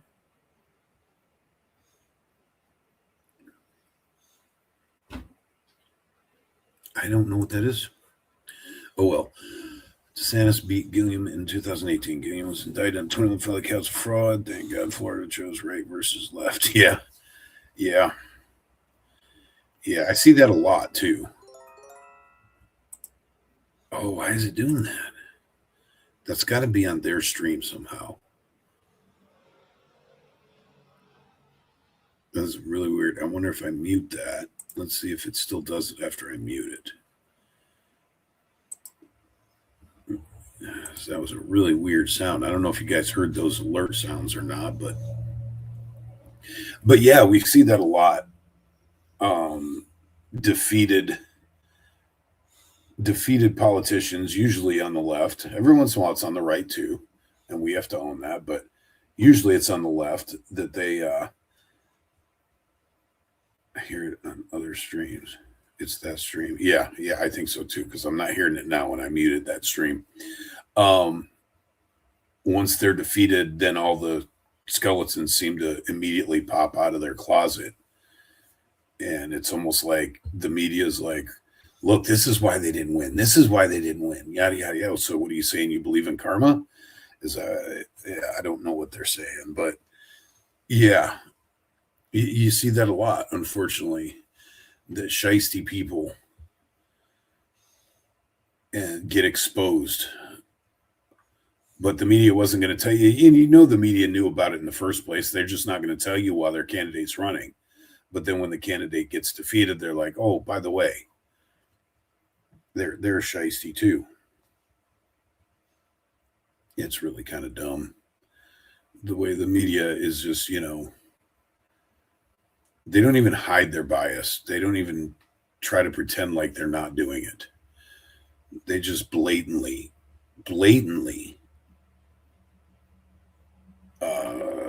they're basically lobbyists for certain politicians. And like I said, they don't even try to hide it. It's just out there. He was found passed out with white powder in a hotel. Yeah. I mean, look at all the stuff that happened in DC in the, what was that, in the 2000s, the early 2000s, with their mayor and all that. And it just, and then they reelected the dude. I'm like, what is going on with these people? How dumb do you have to be? My mayor's a crackhead and likes prostitutes, but, you know, he's not a Republican, so we'll vote for him anyways. How dumb are you? It just doesn't make a whole lot of sense. Oh. All right, let's see if I can find something else interesting. Let's go check X. Oh my God, Pam.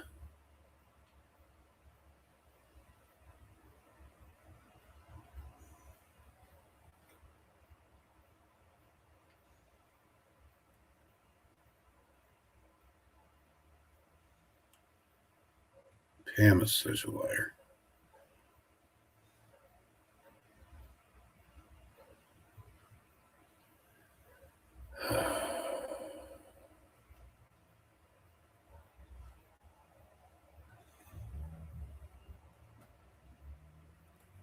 Oof.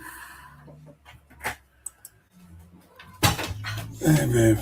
Hi, baby. I'm live right now, just so you know. What'd you get? Jamie sent these home for you, like macadamia nuts and peanuts. Oh, what are those? She gave me these cool last night. Are those actual candles or are they fake candles for us? They're fake candles, but yeah. Are they battery operated? Yeah. I'm trying to, it's hard to see. They're not very bright. Well, no. That's because the battery just fell.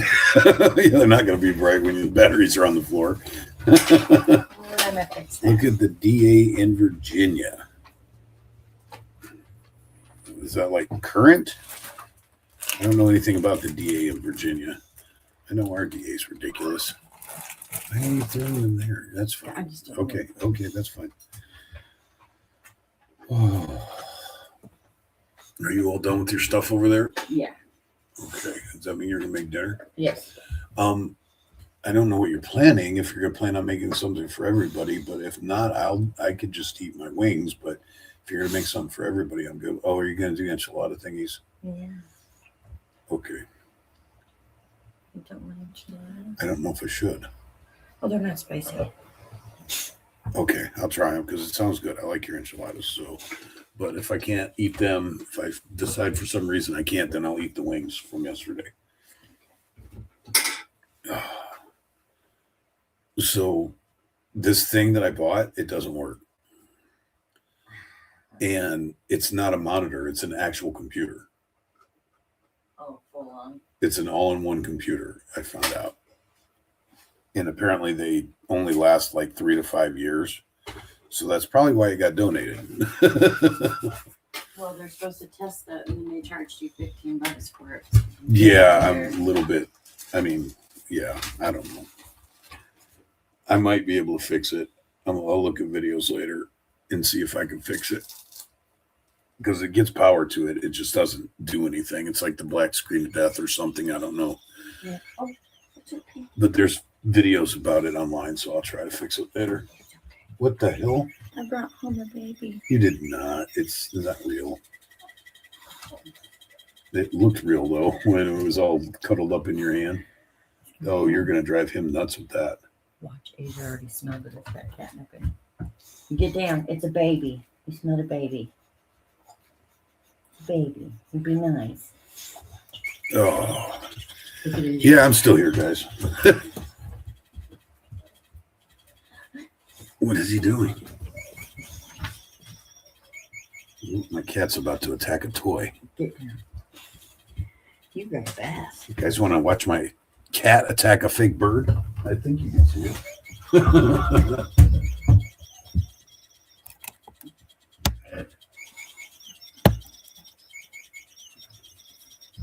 You get it, Asia? Now you're boring. He's just watching it now. You can't. Yeah, now you're boring, Asia.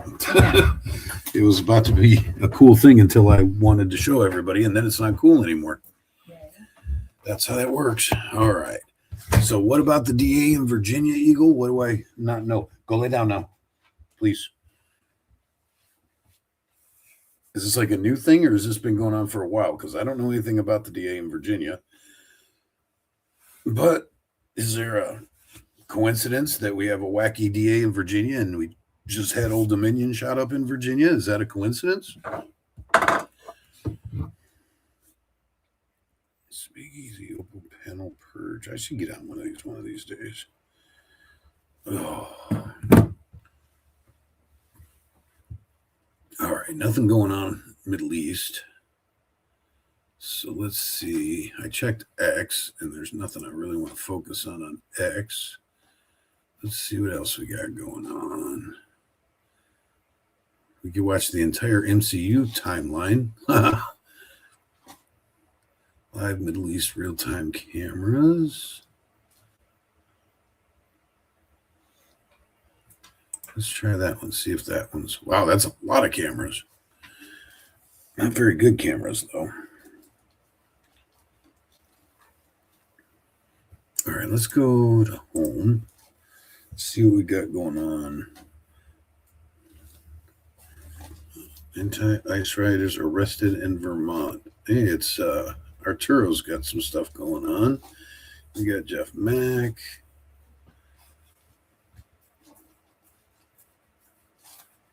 Oh, you guys are probably watching me scroll through this, aren't you? Joe Rogan warns Iran may attack White House. UFC event. Really?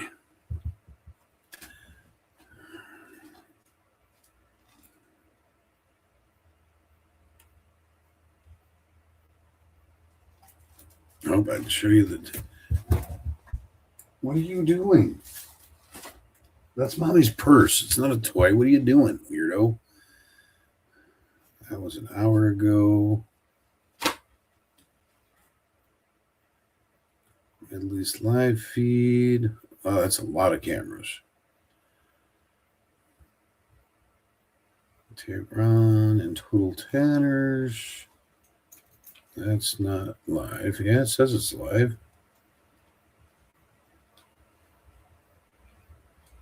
Oh, they're showing some neat pictures on this one. Let's do this one. Get rid of chat. All right. It's caught in a text thread saying, oh, that guy, the one that was threatening opponents' kids and stuff. Yeah. I remember that. DA in some places means dumb. Yeah, sometimes it does. But now I know who you're talking about now that you said that. Yeah, and they elected him after that stuff came out. They elected him, which is absolutely insane to me. Somebody could be that vile and that brazen, and people don't care. He's like molesting your purse for some reason. I don't know what's going on over there, but smells like catnip because there's catnip in the bird's belly. Oh, okay. Yeah, he's going berserk over there. Uh-oh. There's some things flying. I don't know if that's live or not. Oh, that's the Iron Dome.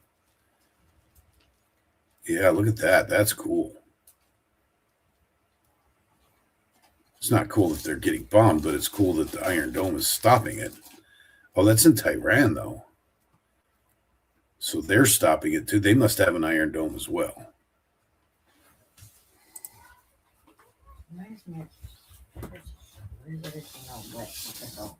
Because he jumped up there a couple of times. He wasn't up there for very long, but long enough to get things wet.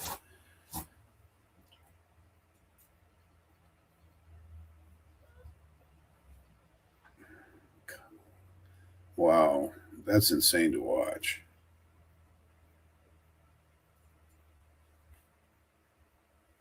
I'm going to check the company, put it in the dryer.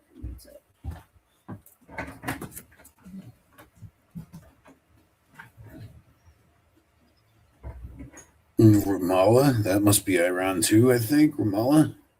Let me look it up and find out where that's at. How do you spell it? N-I-H. This is a city. Oh, Ramallah's in Palestine. It's in the West Bank. Huh. Tel Aviv, that's Israel. Yeah, so that means that Iran is really bombing Israel then.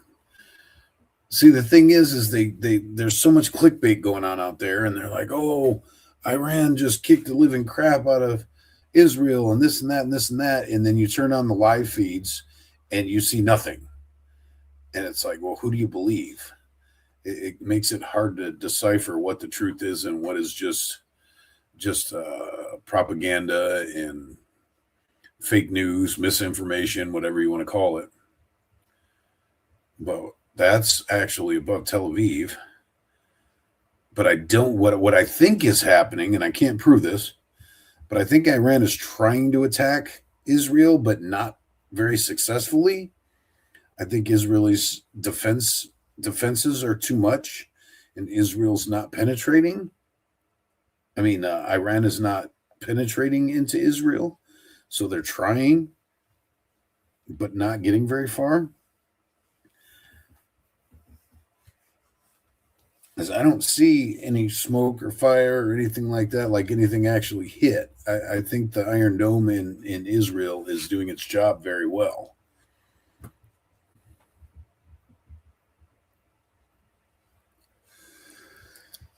Oh, goodness. Which I'm okay with. I mean, I'm not a huge fighting for Israel kind of person, but that's what we're doing now. So I guess we're on the same team. I kind of want Israel to win, just for the simple fact that we're on the same team. I mean, I'm not a BB fan. Nothing on You is not my favorite, but we're on the same team, and Israel's kind of our little brother. So I got to root for Israel when it comes to this. I mean, if we're going to do this, we might as well win, right? So I'm glad to see their defense is working really well.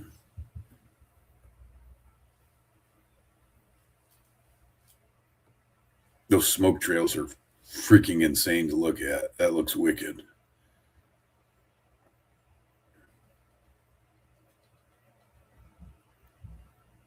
Oh, it looks like something did land. But here's the thing is the right there, that's from a launch. That is from landing. And look how close to each other they are. So you kind of got to wonder, were they trying to hit whatever this defensive station was and missed and hit over there is kind of what I think. I think they were trying to hit whatever's shooting off the defense and ended up hitting something else.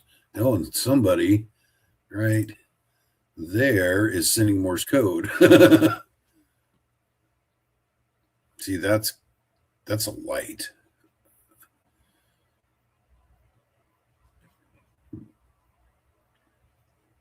See, it looks like quite a bit of smoke, but when they launched those interceptors, those put off smoke too. Look at that one. Looks like it might land. Nope. See? Bam, bam. Done. Done. Not landing. See, all that smoke can come from all of that up in the air too, or the ignition of the interceptor rockets coming up. There we go, right there. And it looks like it's out. See, none of them are landing. See, boom, done. Done. None of them land. Look at all of that, though. That's insane. See, they're saying Iran's trying to use cluster bombs. See how that comes apart and there's more than one? But somehow they're still not. Ooh, that one got through. Ooh, wow. Right in the middle of crowded downtown, too. What are you doing? Harley, why are you in here again? Damn it, why did I keep letting you in here? It's fine. It's fine. I'll make sure he doesn't get you, okay?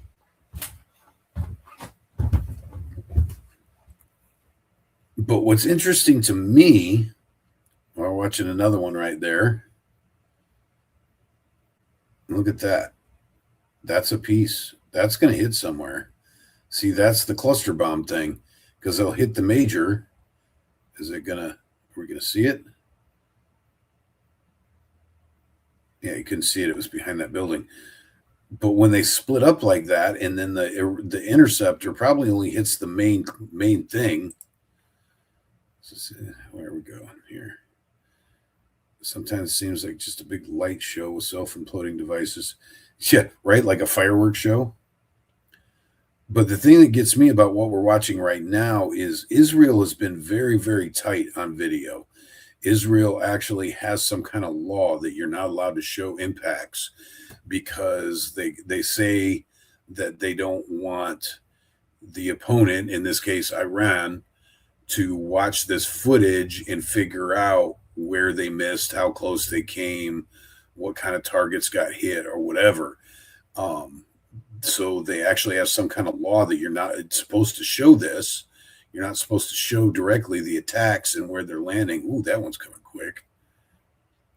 So the fact that we're able to look at that's Jerusalem too. The fact that we're seeing Tel Aviv and Jerusalem actually get hit is kind of surprising to me.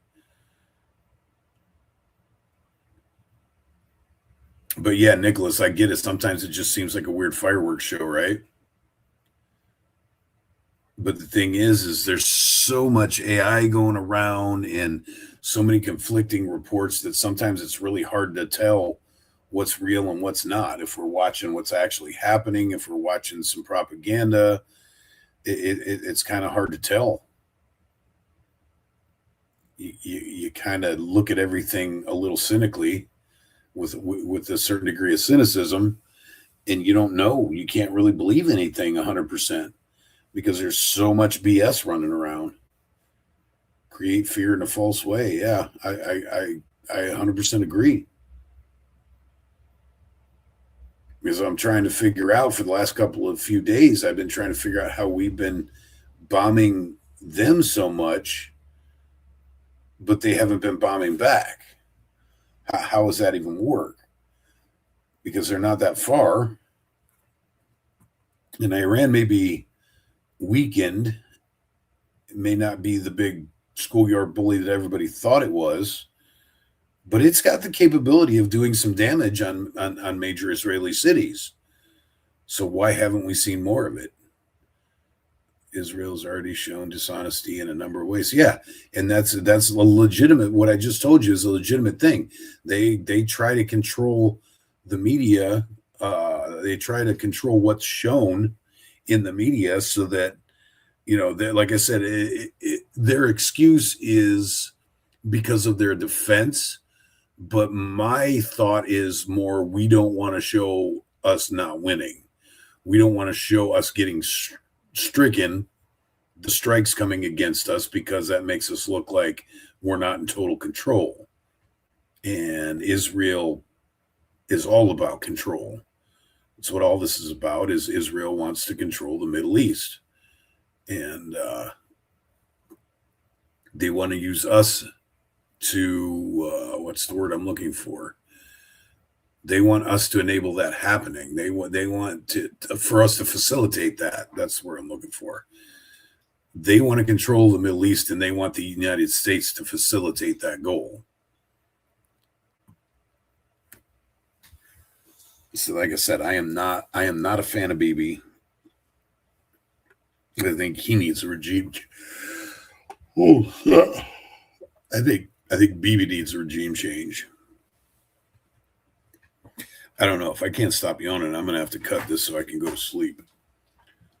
We got. My chicken is still frozen, so you're getting wings. Okay, I don't want to eat them all on the live stream, honey, but okay.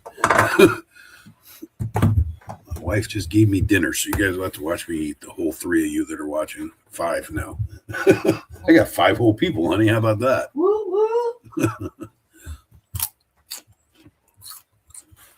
Oh, that's attractive. Well, you're the one that did it. You knew I was on live. It's your fault. You'll be all right. I'm eating on camera, and it's my wife's fault. We're being attacked. Hurry, send money. Yeah, exactly.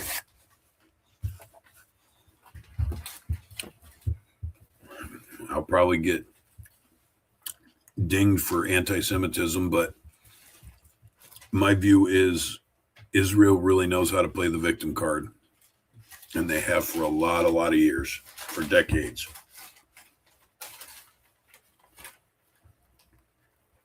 And we fall for it.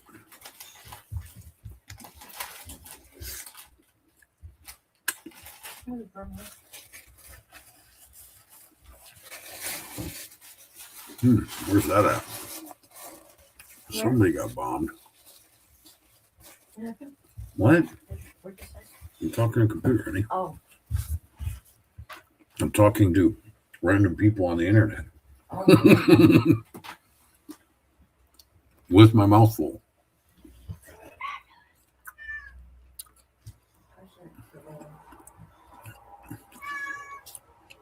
Yeah, I don't know. Is there sound and I have it off?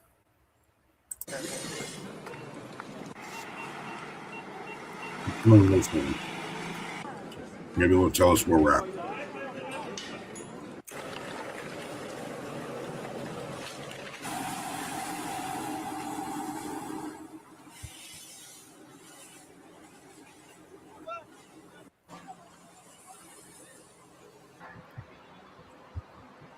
Wow, that's a lot. Holy crap.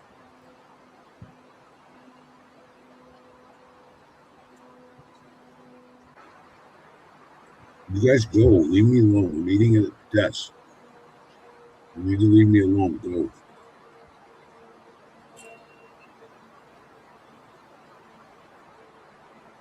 Yeah. Israel's doing a lot of stuff. Unseemly.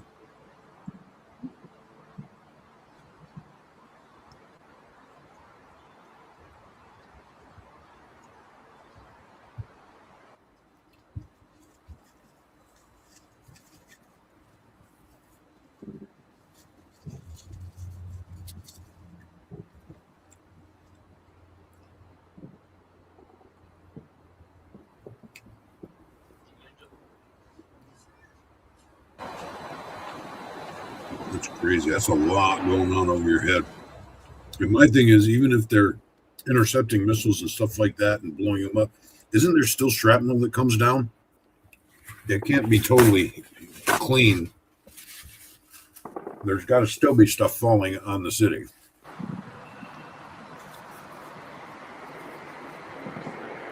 Maybe even stuff on fire. Doesn't seem like the cleanest way to do it. There's still got to be collateral damage, even with the Iron Dome.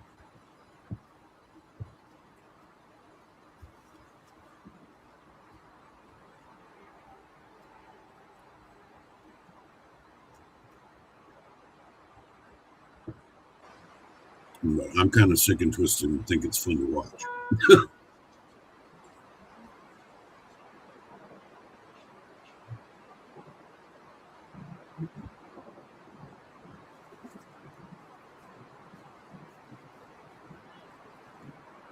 It was like a June replay.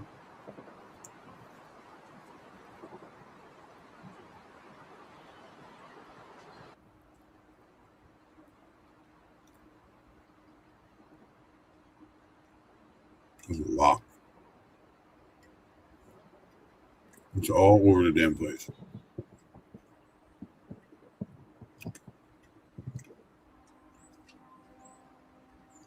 I didn't think sooner or later they would run out of the defense munitions that are going up. Pretty soon they're going to be like, well, we got nothing else to shoot at you, so I guess we let them land.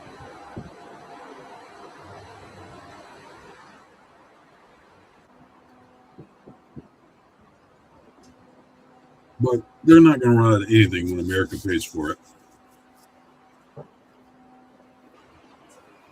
Been paying for this stuff for a long time now. I'm sure they got the best of the best.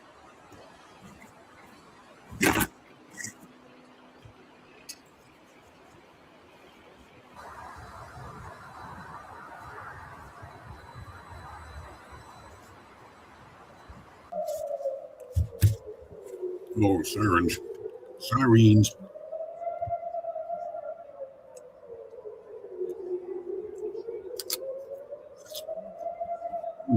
you're trying to sleep. I get mad when the dogs keep me up all night. I couldn't imagine living in this.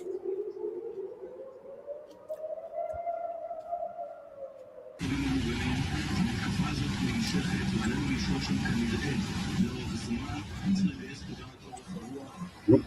That one's going to make contact with something.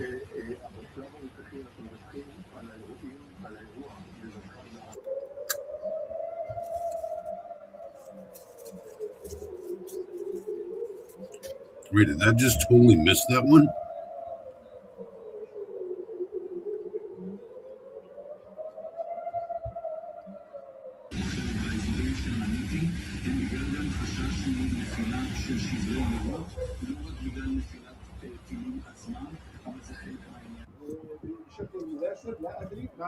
Huh.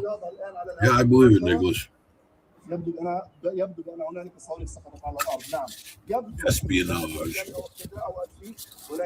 make movies about that kind of stuff. And we think it's just movies, but I'm sure it had to come from somewhere. It had to really happen in order for somebody to get that idea.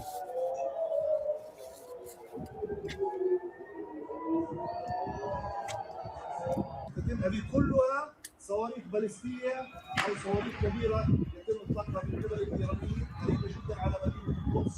انظر الى هذا الوميض. It sounds like Italian. These news people must be Italian that are filming this. هذا صاروخ باليستي. هذا الذي تستطيع انظر للصاروخ الباليستي. هذا هو الصاروخ الباليستي. هذا هو الصاروخ الباليستي. يبدو بانه تم اطلاق الصواريخ. هذه عمليه الاشتباك صاروخ شرقي وصاروخ غربي. وهذا الانفجار الذي تراه انفجار كبير. هذا صاروخ باليستي ينفجر الان على الهواء مباشره.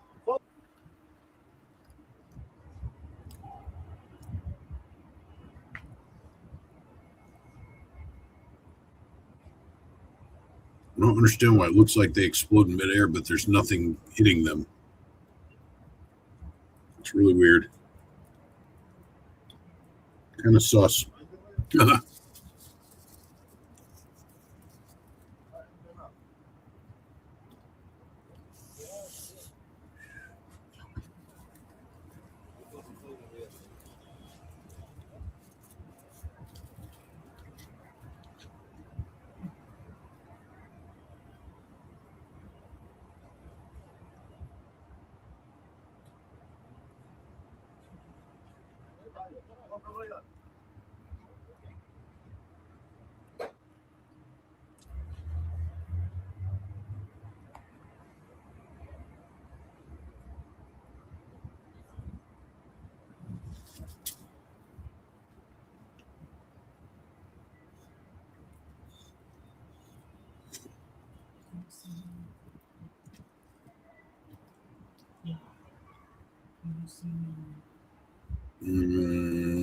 Kind of, but not really. Why? I'm gonna get naked. Not what you worry about. Will you go lay down, quit begging? You too.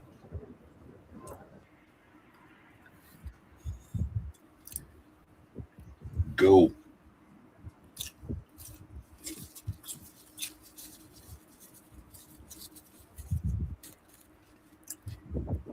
See, right there.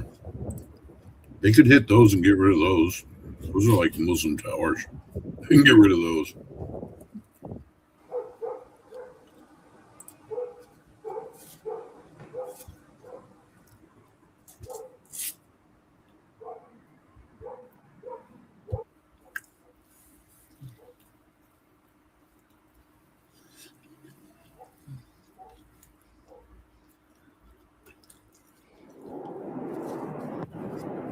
Ooh, that's a cluster right there.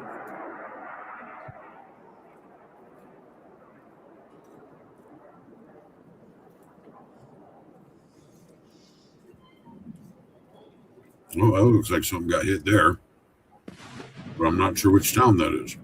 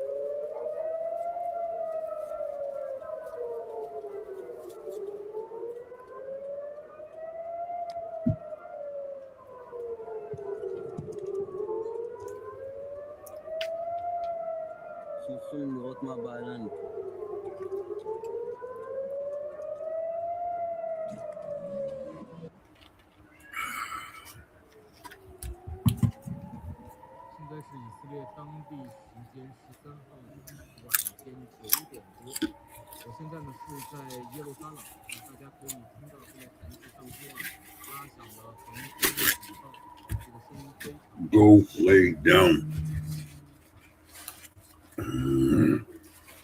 You let Harley back in here. That's why he's going crazy. He's sneaky. Yes. Grab me and run under the bed. Well, he doesn't come in when I don't let him in. He's just in there with the door open too long.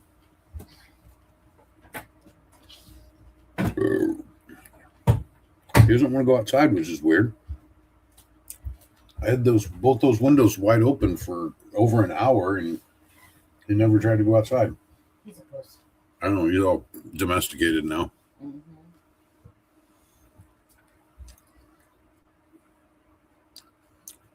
Tel Aviv. At least that one's labeled. We know where it's at.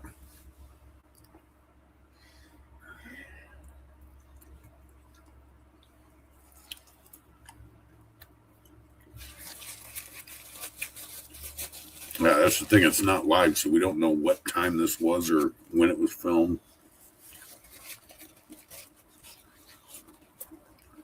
Because it does not tell us.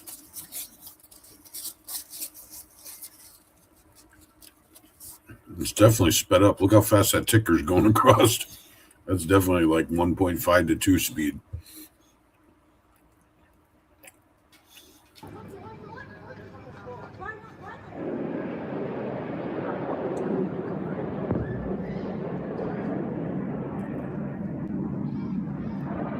I guess if you live there, there's nothing else to do but stand outside and watch the show. If a bomb comes down, you can't hide from it. If it's going to hit you, it's going to hit you. So just stand out there and enjoy the show in the meantime.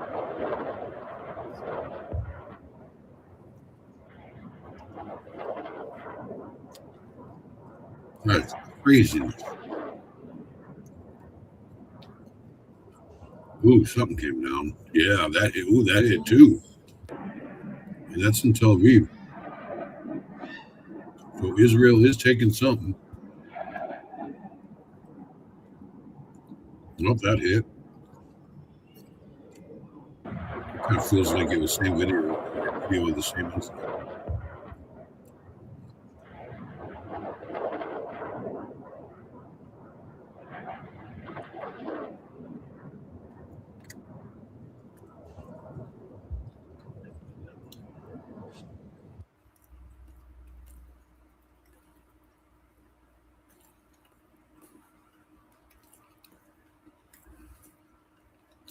I almost feel like they're just showing the same thing over and over again now.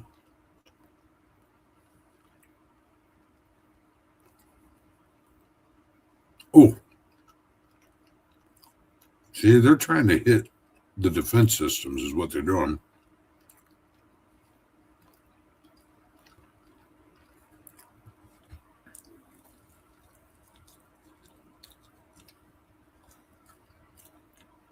Who took the big hit, Ed? You're saying Iran took a big hit in 25 or Israel?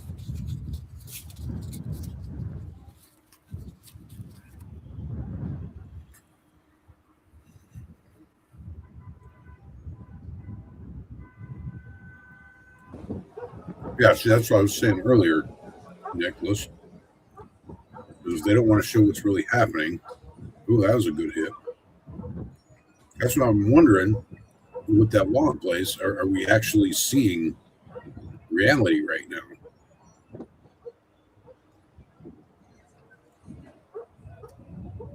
I don't know what's real and what's not. You get conflicting stories.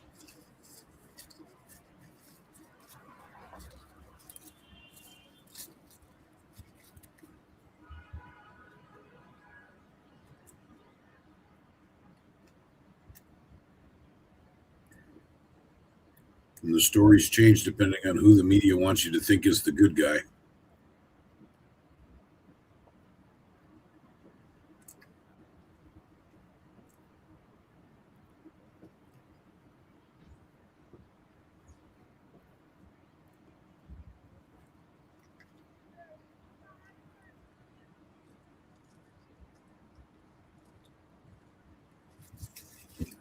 Yeah, and that does make a difference.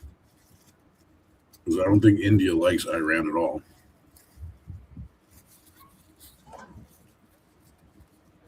Nobody likes Iran over there. The only people that like Iran is half of Iran. Not even all of Iran likes Iran. Half of Iran wants to go back to Persia.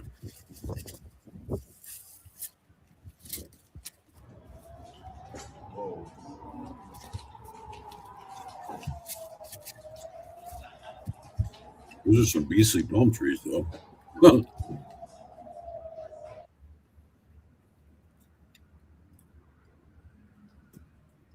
What can I do for you?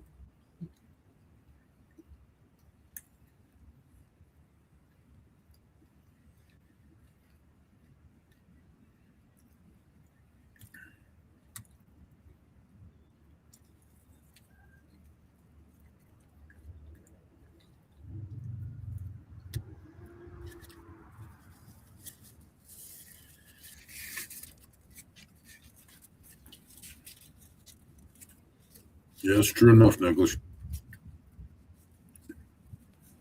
You know, they say believe none of what you hear and only half of what you see.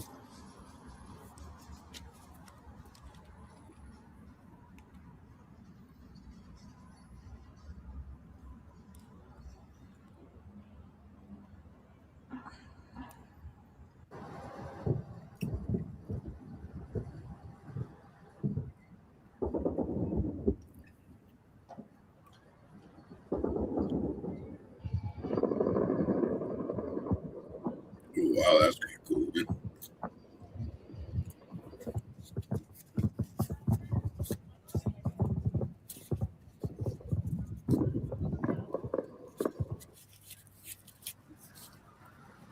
And I've heard reports that they won't. From reporters from mainstream media, I've heard them say that they're not allowed right now.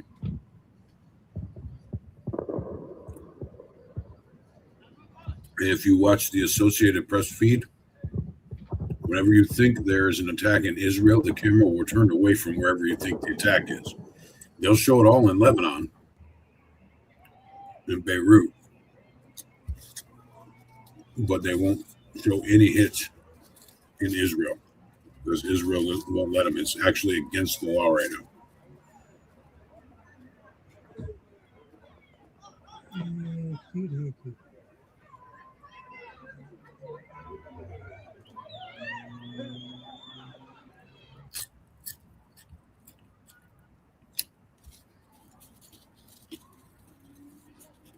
Yeah, I'm not a fan of the Associated Press either, but they do have live streams going all the time. So,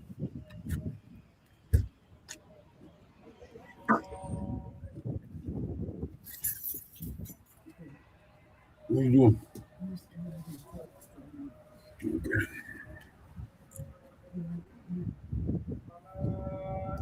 No, I was kind of hoping you would put the wheels on, but that's fine. I'll just shove them up there or something. Oh, that's a good idea. Well, there's like 18 plates here, so I'll take a couple. Put them on the bottom because they're heavy.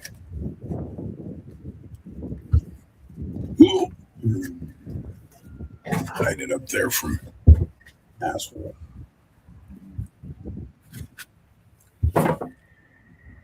Oh, Ottoman Empire. It's the Persian Empire.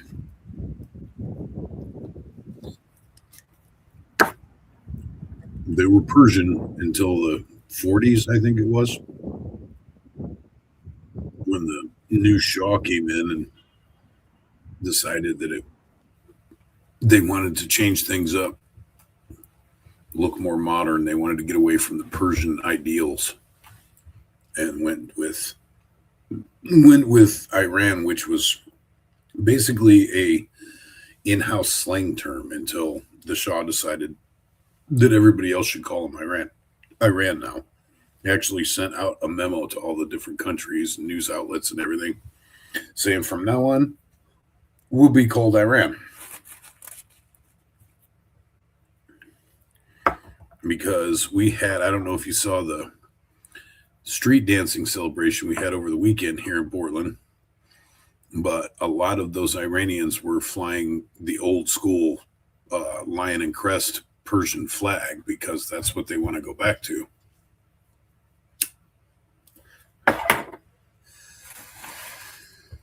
Excuse me. Excuse me again.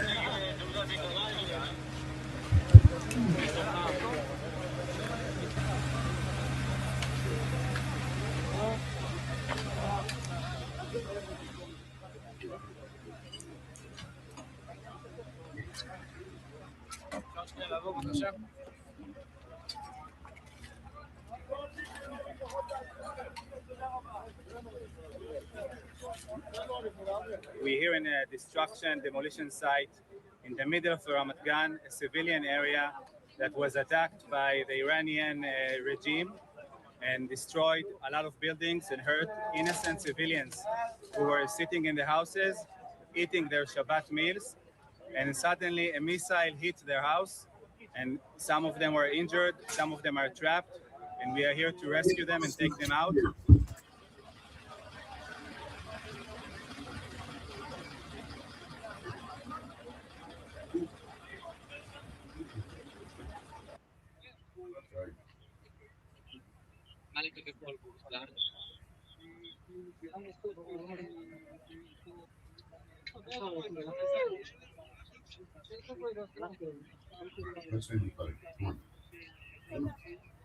I can tell you that we do have a number of injured, but I can't go into detail of the exact number or the exact location, as I said.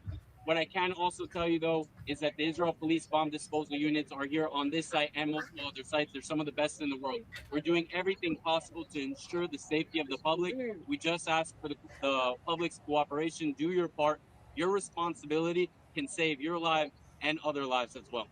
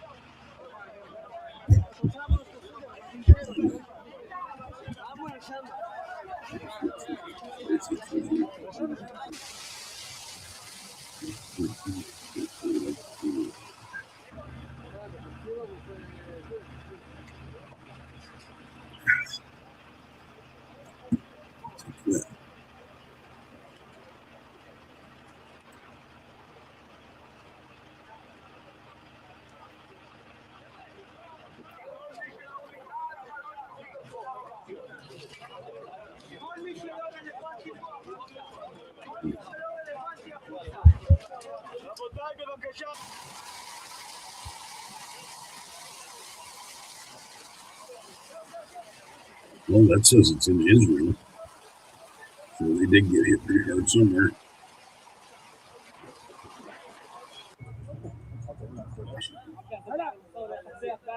Yeah. We're back to the beginning of the cycle. I'm going to find something else to go to.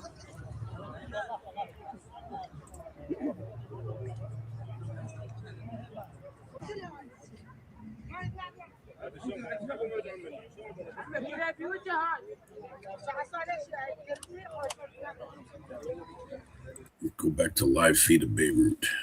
See if we can see any bangs.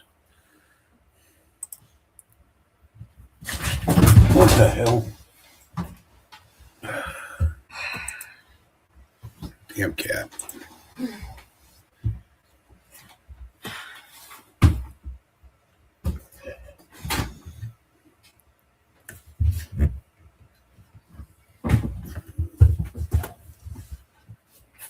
He's over there like, I didn't do anything.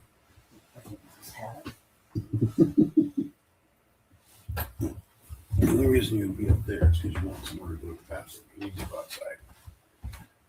Go on. Go outside for a while. Go on. Go, shut up. Go.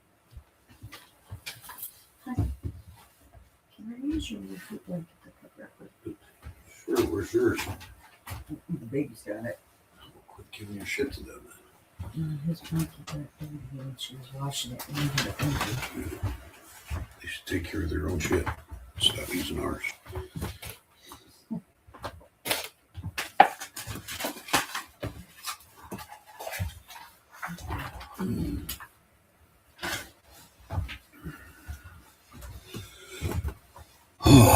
Okay. What? I just want a 30-minute nap. You want me to turn the heat up a little bit? I turned it down because I had the window. Well, I'm a little chilly here.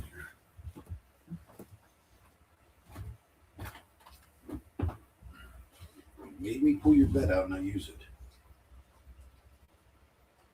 I was all upset because his bed was all hiked up in the corner. And I pulled it out and you won't go in it.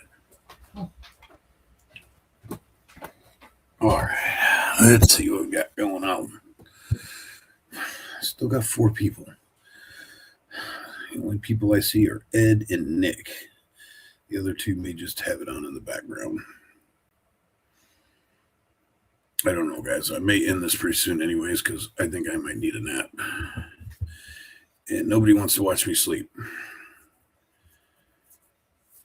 And Bill's probably going to want me to go on a little bit with him anyways. So I think I might end this, try and catch a couple of Z's before Bill wants me to come on. If you guys are, I think I've seen you guys in Mr. Bill's, so you know how to find him. So I'm going to let you guys go for a little bit. And meow cats are never domesticated. They are opportunists. Yes, they are. Yes, they are. Our cat has decided he doesn't like the litter box anymore, so we have to keep throwing him outside like a dog. Opportunist. I knew what you meant. All right, you guys have a good night, and maybe I'll see you in a little bit. I'm not sure how I'm going to do it. I might have my own as well as be on Mr. Bill's. We'll see. We'll see how I feel when I get back on. But right now, I'm going to go try and catch a couple of winks. So hope to see you guys later. Thanks for being here. Thanks for supporting. And we'll see you on the next episode. Patriot on. And stream. The DNA exactly matches to tigers. Yeah, they're little evil tigers is what they are.